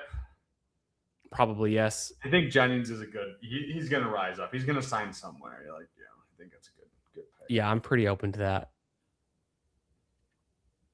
Damn, I was really hoping Boston was gonna fall to us. Oh fuck, we should not mess up this next pick. Yep. We'll see what we can do. I feel pretty good at receiver with those guys. Tight end, we can go one of those. We can all, yeah. I'm good with those guys. Some of that Q makes sense. Yep. Kind of see what happens here. This is the Wild West. We're past pick 140. Anything can happen. Fuck. Mark Andrews goes. We should have just taken him. Yeah, that's. It would have been like a whole ADP for him is like 150. So we were in the right to wait. We still have the Flowers stack, but it feels good to put Lamar with Mark Andrews. That's just like the most natural QB to tight end stack I think there's ever been in fantasy for like the last half of a decade. Yeah, you can just lock in 10 touchdowns on the Ravens. Honestly, other than Mahomes, Kelsey, is there a more obvious stack? And look, Kelsey goes 136 here to Mahomes' team at 88. So that's like the most obvious one. I think the second most obvious one is Lamar, and we miss out there, but we'll be okay. We have Warren, so we're not really hurting. Do I want to just go Jones here? I kind of do. Yeah, I think Jones. Otherwise, we're pushing it for Tua late. Let's go Jones. I think that it's the best structural pick here. I do like how that can work. Because we have 4 RBs. We took 2. We have ETN early. We have Ramondre. We have Mason. We have the upside shot with Washington. And we're gonna hammer running backs from here on out because we're pretty good at receiver. Yeah, and exactly. We can tack on late receivers. They're kind of getting flat at this point. I'm with you. I'm very with you, brother. I think there is some upside to guys like Diggs, of course. Travis Hunter. There is some upside on a weekly ceiling for these guys still. So you can make them a very nice wide receiver 5 piece on any given team. We kind of did that with Jennings though, so I think of them as in a similar tier, and I probably just am good, like you said, going Jones there and feeling good about our stack and structurally being done at QB. We haven't had good luck landing Tua tonight, so I'm not going to push the London stack. There's the uncertainty of, you can have success with London without having to have him stacked to a QB that you have a 50-50 chance of getting the right one anyways. Yeah.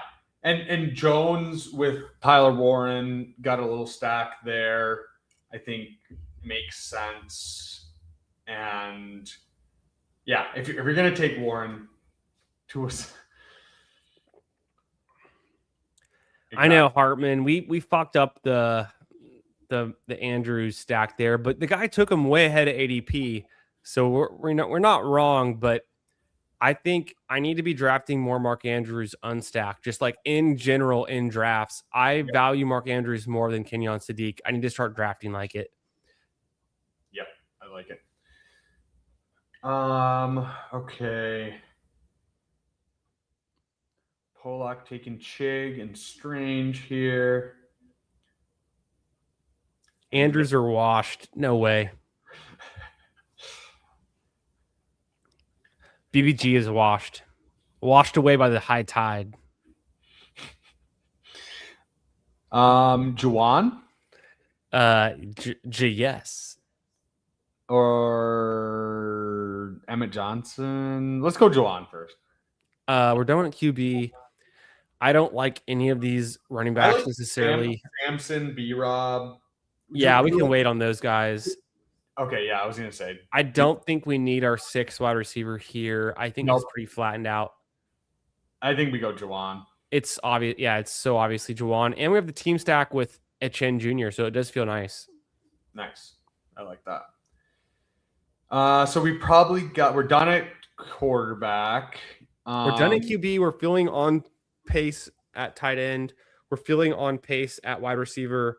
or even ahead because of how early, we started off with Puka London, enough said, but then we even tacked on Zay Flowers, made a little bit of a little bit of break before we went Pittman, and it's been a long break just having Jennings in between.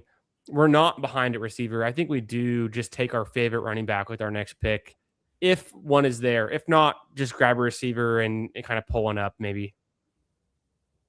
Or even just finish out tight end and take a third tight end and I was gonna say, I don't want to be reaching on a running back because they're kind of all the same at this point. It's a lot of handcuffs.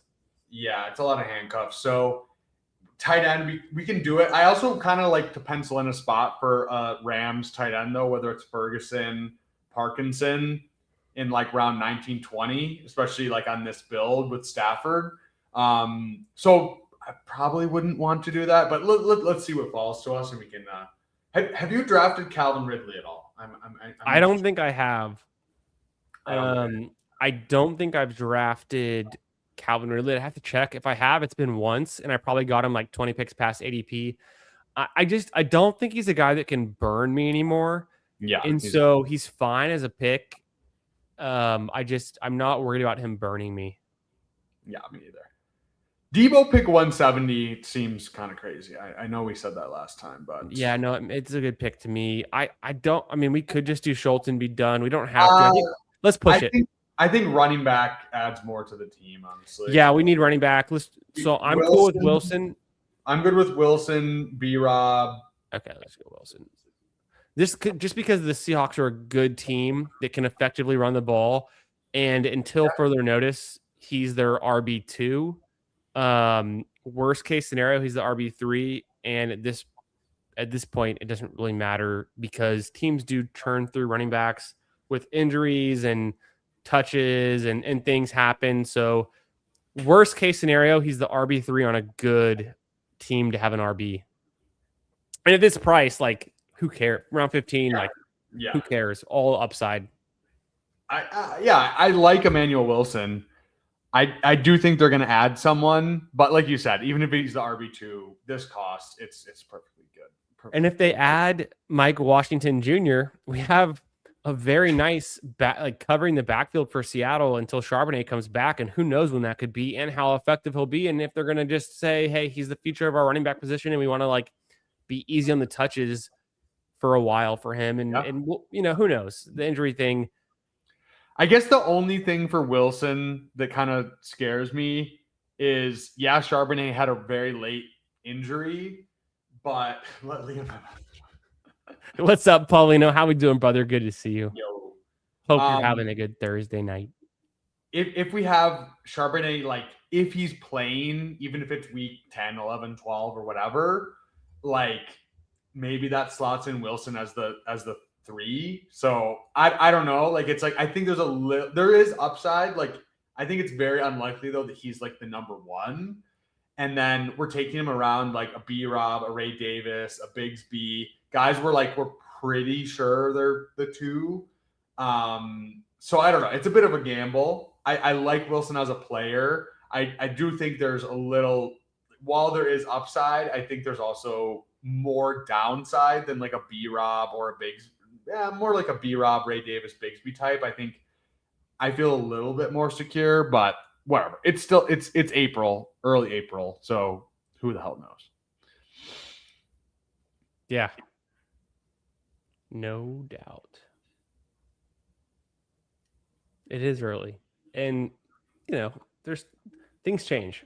But at the same time, the late draft capital picks, you just kind of shots on goal, fill out some of the depth, and crazy how year over year we see a lot of offenses go through 3 or 4 running backs by the end of the season, right? Think about the Cardinals last year. No one was drafting Michael Carter or DeMarcado, or insert running back here.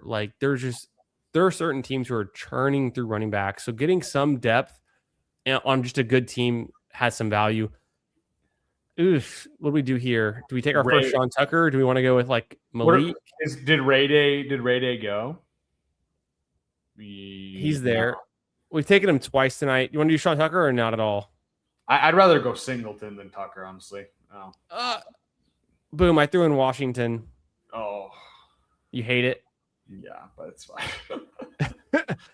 I don't know. It's whatever. I mean, It's not he's competing with Tutu and Tolbert, and they're not going to spend up a lot. It sounds like in free agency. I guess we could have gone tight end there. I'm trying to think what else we could do to finish this tight end room. It would be like one of these Rams guys, like a Ferguson, could be interesting. Ferguson, Muth. Yeah, no doubt. Even Helm is kind of fun. Yeah.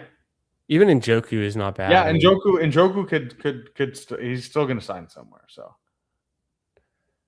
and then we're good at probably one more wide receiver as well. Or how many? We could just wrap up wide receiver here. We have Lamar, Stafford, Jones. Is there anyone that comes to mind when you think about those guys for like late round picks? Yeah, I don't know. I'm going to say the same rookies: Brazil, Bell, all the other guys. Because how many? Show us the receivers really quick. We don't have any rookies yet. We should have them. I feel like we go running back first. Yeah, I kind of do too. If Tucker's still there, we'd probably do that. Yeah. Vidal. Or Ray Day. We haven't taken Vidal tonight. We have taken Ray. You want to go Vidal and switch it up? We'll just see if Sean Tucker's not there. I don't mind Sean Tucker. I also don't think he's the greatest pick. He's kind of, I guess he's more, I don't know, with the Gainwell thing there, I just don't know how much. I guess he's similar, but I don't know. I'm good with any of those guys. That's fine. It's a tough spot. What do we do? When you go rookie wide receiver and just pull one up, or do we get a running back? Let's go our last running back, and then there'll be plenty of rookie wide. Sean Tucker? Yeah, that's fine. Tucker. No, let's go Tucker. That's fine. I don't feel like I take a lot of Tucker with Gainwell now being there. I'm gone. I'm a ghost. Ayo. Yeah. What's up, Polak? Not much. Oh, you're Polak? the Polish. I never knew that. What's up, bro? Not much. I'm in this draft right here. I gotta lock in. I'm about to be on the clock for 2 picks. I liked your team through the first 5 or 6 rounds, so we'll have to. It's gotten a little. I'm just trying to find early production at like receiver right now. Basically, is what I'm scrambling to do. Yeah, it's a tough range. What's up, bro? How you been? How's your week been? Do you have are you working tomorrow? Do you have any plans for the weekend? Yes, sir. We got a lot of plans here. Let me make these 2 picks. It really comes down to this. What am I doing here? Am I doing? I'm fucking. Oh my gosh, this is stressful, man. I'm not gonna lie. Take Cooper Kupp, you coward. I know. I considered him. I'm gonna go Hollywood first. Yeah. Okay. I like that. I like Hollywood. Seems like he'll be playing snaps for the Eagles, especially if we get that AJ Brown trade. That'll help. I kind of wish we did Hollywood last round or last draft when we had Hurts, but it was fine. Yeah. And I'm just trying to imagine this team getting off the ground. It should be fine. Like Tate's playing, Addison, Rice, I'm assuming is not suspended. Like, okay. Then it's like, do I want the third quarterback? Do I want Rodgers? Do I care that much? Not really. I have 3. Ty Simpson's almost more interesting. Now let's go. I'm just gonna throw. Oh, can I get him last second? Can I get Horton? Fuck. Got Franklin. All right. Do you have Knicks? No. That's fine. I mean, Franklin. He's a guy I'm hoping to play at the beginning of the season. But yes, no. Now here's a guy. Now here's a guy. Now here's just a guy. I just need 8 points from in week 1. Yeah, man, we got, it's a good work week. We have what's going on? It's just Friday tomorrow, but my buddy's in town from San Diego. I live about 4.5 hours north of San Diego. And so hell yeah, he drove up here. He's visiting. Get some surfing. Parents. No surfing right now. It's completely flat. I'm on full fat boy mode right now. No surfing lately. I had a cold, so I haven't been able to lift. Ray Davis, lifting. Yeah, nice. That's a good pick. I think it makes sense for us, right? Yep. Or wait. Do we need Yeah, no, Ray Day first. We get one more. We still have so that's 18. We have 2 more picks. Yep. One That more finishes receiver, up one our more running back room pretty nicely. And I do agree we need to get back to receiver post haste, but Yeah. Rooker. No, I just I got fitted for a suit just now over at Men's Warehouse I'm a groomsman in a wedding in May. You're Very gonna nice. like the way you look, BBG. Got a big old barrel chest. The guy told me trying to take do my. oh, he's trying to hit on you. Wait, tailor he me. He didn't say you look like a Dorito. You didn't have a Dorito build like some other. Yeah. Fucking emo. It's crazy. I am the worst shape I've ever been in. I look like I'm in better shape than both those guys. It's pretty crazy. It's pretty sad. Shots fired. It's Well, I pretty mean, sad. We'll pull up the tape. I have the tape. I'm gonna pull it up. I definitely have a better looking stomach than both of them. We'll pull up the tape. Well, I mean, when your diet is Bapples and candy and whatever the hell else was in that fridge. Dude, mine's not much. I left Men's Warehouse and across the street is my favorite barbecue spot. Nice. I walked out of there with just this massive tri-tip sandwich. I was the last one in for the day, and the guy goes, "I threw an extra piece of bread in there for you." Like it fist bumped me, and I was like, "Oh God, thanks, dude." So I got like an extra piece of this grilled like garlic bread in there. It was so good. And then BBG, I was going to the gym before. So I'm a big fat boy right now. That's okay. I was going to the gym before this stream started, and I pull up to the gym and it's closed for the holidays. Oh, what? Crazy hours, right? But so then I end up just picking up a pizza instead. That's the exact opposite. Yeah. Do we Dude, go it's so funny. Yeah. Parkinson first? We can, but let's go receiver. Okay, what receivers? Rookies. Go tab down. No, is Bell there? Bateman. Is Bell there? Bateman for the stack? Ted Hurst? No. Let's go Parkinson. Bell was gone. I'm okay with Parkinson. We didn't fuck up because Fryermuth was gone. Skyler. If we would have taken Skyler Bell, that would have been pretty. No, I would have cried in the stream immediately. We'll come back to rookie receivers. We're in a good spot. I mean, we have a 3-7-6-3. We're in a good spot. We'll come back to receiver rookies. Yep. There's plenty. Everyone's been hyping up a different. This guy just took receiver. a 4th quarterback. Holy shit. Dude. Oh. I mean, he has Kyler, Malik Willis, Tua, and Rodgers. Actually, not the end of the world. I mean, yeah, those. Yeah. But, okay, the running backs though. Wait, what? This guy's JT, Henry, Brees, Kamara. Just 4. That's wild. I mean, that's hyper fragile. It's not wrong. I mean, you're not wrong in defining it that way. I wouldn't say it's It's not 2026. It's You wouldn't see 2026. me do it, but It's 2026. If you just build like Gritty, it's completely okay this year, right? It's 2026. You take 3 running backs in the first 4 rounds, and then you just still take 3 more in the top 150. And Gritty, friend of the channel, by the way. So no besmirching Gritty on this. No, not at all. Not at all. If anything, Gritty vindicated. Gritty, Yes. the all know. I mean, he was ahead of his time. Yeah, He is. You know what's so funny is I don't know. It's midnight. I don't know what's funny, but year to year, it's like 0 RB wins, and then elite RB wins, and then balanced team wins, and everyone always has a rookie wide receiver on their lineup. Like there's so many. We're all like pattern chasing, like whatever's already won. It's impossible to know like what structure is going to win. I feel like the structure is important theoretically, but like less important in the individual draft. In the individual draft, it's more important just to like get the best players. Yeah, I agree. I just had NP43's voice in my head right now, just so hard. I'm like deciding between Keenan Allen and just literally taking a 3rd Giants receiver with Dart, and I can hear him just being like, "Dude, just stack it up, just stack it up." And I'm just like, "Fuck it, we got 20 rounds. Just take the whole." Neil was in here on Tuesday. We were drafting Albatross for 3 hours, and Neil was in here slamming them. We were watching your stream together while we were drafting backstage, doing other golf drafts, and and then he's like, "Let's get in their draft," and it was like 10 o'clock. I was like, "Dude, I gotta go to sleep." You guys were a little late. Bateman, Jacoby, Antonio Williams. Yeah, I'm down for that. Or do we just go Bateman?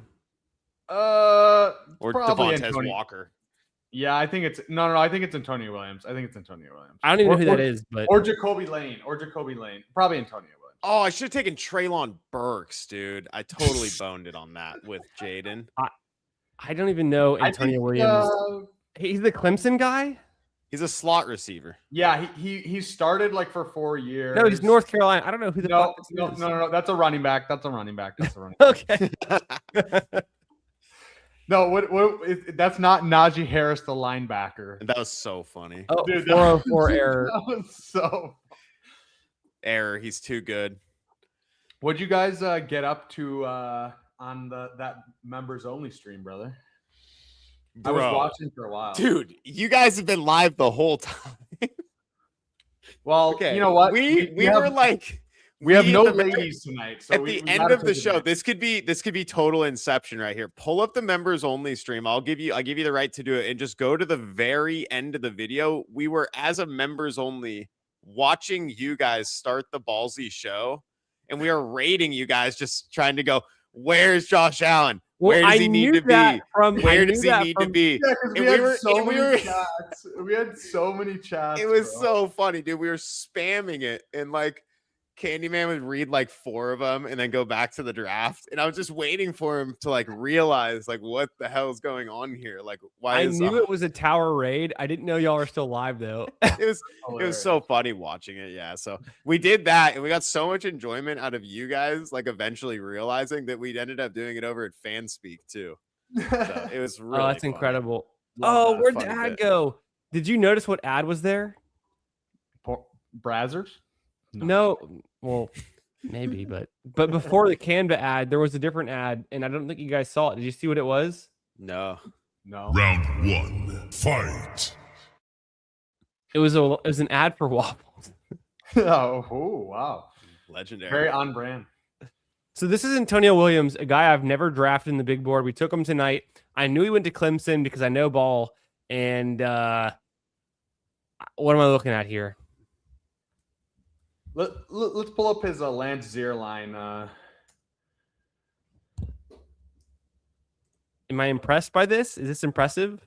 I mean, at Clemson, 900 yards as a sophomore, 100 rushing yards is kind of something. 11 touchdowns, 5'11", 187, ran a 4.41. So not the biggest guy. He's mostly a slot. What's his size again? 5'11", 187. So not huge. He's Oh. kind of Josh Downsy, but like He's kind of a guy that I would like stuff in a locker. Like, no, Well, I'm kidding. He could beat me up. I don't think I like it that much. The when I looked into it, I liked it at first because I listened to McShay and Mensch. They were like, okay, this guy's probably going day 2. And I was like, okay, that's always interesting. So I started just picking it without even looking into it. And then looking into it and then listening to them, they're like, yeah, he's a really solid slot receiver. And then I'm like, okay, day 2 slot receiver. Like, yeah. how do you even like fully break out your rookie year unless you're Amon-Ra somehow or something? No, it's worse Josh Downs, which is probably not great. Yeah, So, exactly. And it's not like it's like a Jalen Knoll. It's like you could be something like in a couple of years, probably like a developed slot receiver, maybe. But for year 1, all you want is a guy who can catch a long touchdown. Like take Malachi Fields, take a guy who can run down the field, like Jacoby Lane. That's why I like him. I feel like take a more touchdown type of guy. And maybe it should have been Lane instead. The guy who I'm super into is Bell, bro. Like Bell. Yeah, Bell is which one? Chris Bell? Chris Bell, yeah. Like yeah. He watch his highlights, watch the underdog. No, he's sick. He's sick. Him. He's actually insane. And he's 6'2", 220. Oh, yeah. And he's coming off the injury, but he's like he moves crazy. So the injury is what concerns me. Yeah, that's the only reason. I want to see where he gets drafted. And burn. Got him. Crew out to the sick burns. Yeah, with Ramondre Stevenson and Jordan Mason at running back. And I'll say this much about Antonio Williams. Like so little people were taking him at all up until about 70% of the contest being filled. Yeah. So you can almost guarantee that like he's not on any of the early teams with the crazy CLV. Yeah, all the teams with the CLV don't have Williams, so he's kind of fun to take now for that, just for that reason. Sure.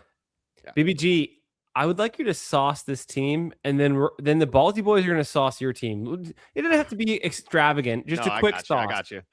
All right. Because I was listening to you guys do this like on the feed here. So, all right, you went with the Lamar because you had the Zay Flowers. I was praying someone would just snipe your ass because Lamar does not deserve to fall to you. You take Stafford. There was someone in that range where you were like, "Oh, we just take Stafford here." And you're probably not wrong, but I don't know. I felt a lack of conviction with it. I didn't like it, right? We get Stafford with the MVP season. You think he's running it back. He's probably not. The guy's old. He went from going from 25 passing touchdowns to like 46. He's probably somewhere in the middle there, probably towards the lower half, more than likely. And so I think you're just overpaying for a super old guy who's probably going to tail off. And Adams is tailing off at the same time. And Puka's crazy. So there's that, and they traded their first round pick. So, Daniel Jones, whatever. I don't care. He's so bad. Got a terribly long neck. Looks like a giraffe coming off an Achilles. Travis, you called him by his actual last name, which was crazy. Junior. Ramondre Stevenson.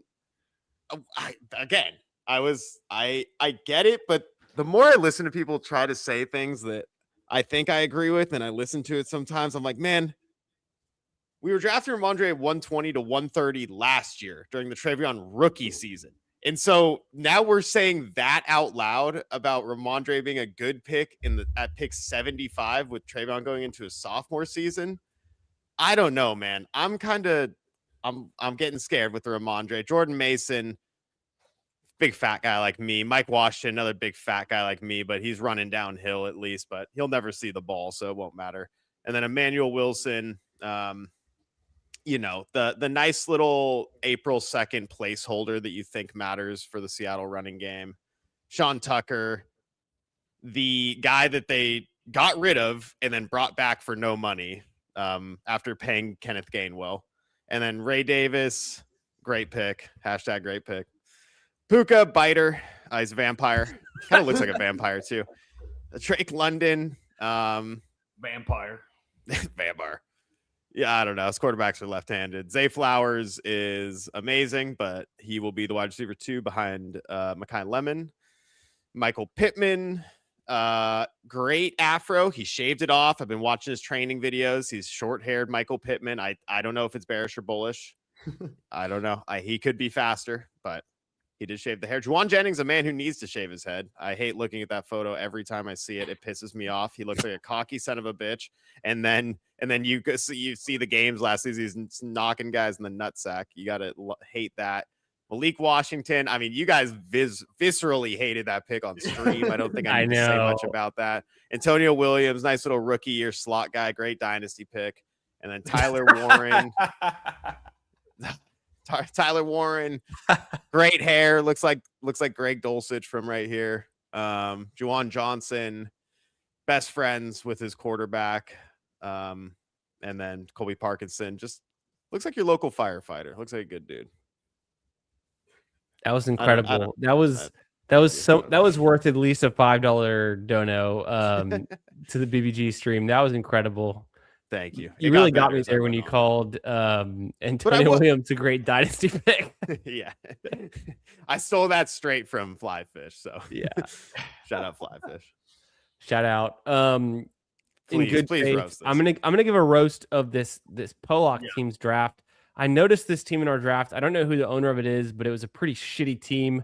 So I'm going to quickly go through this 2-6-9-3. First off, 20 rounds. You always draft 3 QBs. Big mistake there. 9 receivers has never paid off. No one's ever won any tournament with 9 receivers. You always stop at 7 or 8. 9 is a waste of space. Let's get more into it though. Daniels, vampire. Dart, I would say liberal. Cook, liberal. I don't think Dart's a liberal. Let's be real. Kyron Williams, Mormon. Vampire. Kenneth Gainwell, extraterrestrial. Chris Rodriguez, liberal. Aaron Jones, liberal. Dylan Sampson, I don't want to say it, but you know what I'm saying. Malik Neighbors, Neocon. Neocon. Rashi Rice, Felon. Felon. Yeah. Carnell Tate, rookie. Brown. What is this, Dynasty? Casey Conception, another Dynasty ass pick. Addison, another felon. Darnell Mooney, never heard of him. Hollywood Brown. What is this, 2025 BBG, taking Hollywood Brown at pick 100 every time. Troy Franklin, the lowest conviction pick I saw you take on stream here. Calvin Austin, you let Neil take that pick for you. Just stack them up. Britton Strange is a strange ass pick. Chigaquanquo, probably the only good pick he made. And Theo Johnson, probably the second only good pick he made. This team sucks. No way advanced. 3 out of 12, but now it's 3 out of 11. Good luck, everyone else. I can't wait, man. I liked that one. I did. But I hate to bow out early. I will say I'm gonna try to make my tout video. I have the serum ready. It's more about how do I get every amount of BBG lore into the video possible in a minute. You gotta. We know Hog Max is coming. It's like I need to shotgun a beer. I need to Hog Max. There's others. I need to just remember. Yeah, I need to workshop it a little. Workshop a little bit. You got time. Yeah. You don't have to. You guys all rushed into it in one day. I got till the 23rd. So yeah, I know. I kind of regret doing it the first day, to be completely honest. So I'm like, I have free time. I'm just gonna rip it. So there's value just to ripping it and being first in line as well. There's something to that. I'm gonna put my hat. I'm put my name in the hat. I'm gonna be filming something at some point. I was bookmarking. I was supposed to, because I know that. So BBG, you didn't hear this, but I was telling Bindles behind the scenes. My house is empty right now. The wife and kids drove to Austin tonight. I'm driving there tomorrow, and we're taking 2 different cars because we have some other stuff going on. Another draft, dude. So we did 3 hours of drafts tonight. We're going hard, but before the stream, Albatross? You have to tempt me. I'll do an off stream. I'm gonna go jump into an albatross now. Okay. Bindles and I were prepping before the stream, and I was testing the mic, and I was yelling in my house because I can never yell in here because everyone's always asleep, but now no one's here, and so I can yell, and so we were testing out yelling into the mic, and I get a call from my wife in the studio, and she goes, "Is everything okay?" I checked the Bippy monitor. There's a loud noise alert. Someone's screaming in the house. Why are you yelling? And I was like, even when my house is completely empty, I cannot get away with anything. Wow. Yeah, that's crazy work, dude. Vampires. Vampire. No, but super fun. Whiskey. Drafts. Ballsy. The boys are back. Okay. Well, we're not going live Monday because holidays and extended stuff. I'll be driving back. I'm going to Austin tomorrow. I'll be driving back Monday night, so we can't do Ballsy then, but we'll do it soon. We're gonna have another major guest on very soon. Not just a late night scallywag like the best ball guy sneaking his way onto the stream. No, Ballsy Monday nights. And we're getting excited for the NFL draft. We talked a little bit about Josh Allen tonight. Probably could have gone harder, but really tonight was all about drafting, having some fun, and just catching up. Bindles, what do you have scheduled for the foreseeable future? You got anything in the quad box coming up, or you're taking some time off? No, I think we'll be ramping back up. I was sick for a little bit. My family's coming into town. Just had a bunch of stuff going on, so I'm gonna try to get back to some quad boxes, Ballsy every week. So at least 2 streams per week. I did a full ramp update of my dynasty rankings. So if you guys want to check them out, just joining the show. Who's drafting? Hey, the one, the only. But yeah, go throw me a sub. If you want my dynasty ranks, become a member, and we'll be back up and running here. Been in the works, like Candyman said, with some big guests coming up soon in the coming weeks. So you're going to want to turn that notification bell on for me, for Candyman. And I hope you guys have a great Easter weekend. Happy Easter weekend. Happy Good Friday. Happy Passover to all. Happy holidays. We appreciate y'all. We love y'all. Thanks for the likes. I know you've liked the stream. Appreciate that. And I know you're subscribed here and to Bindle's channel because we appreciate the support so much. A lot of good stuff coming up. I mean, we've been working behind the scenes, and we've had some holidays, getting into stuff and some off time, but we've got some big things planned. And I think our kind of starting line for all of these big things we're cooking up. It's kind of the NFL draft. So April this month, we're still in the batter's box. We're teeing some things up, but really come May, it's going to be full swing, ballsy Mondays, big guests in the lineup, and some, I would say, elevated production value right around the corner. We're excited about it, and we'll be here all summer. So stay tuned. Have a great weekend, everyone. I think I'm going to be live some point next week, probably by Tuesday, for the weekly birdie hunting streams. It'll be the 2 days before the Masters tees off, so we'll get our final albatross in. Looking forward to that.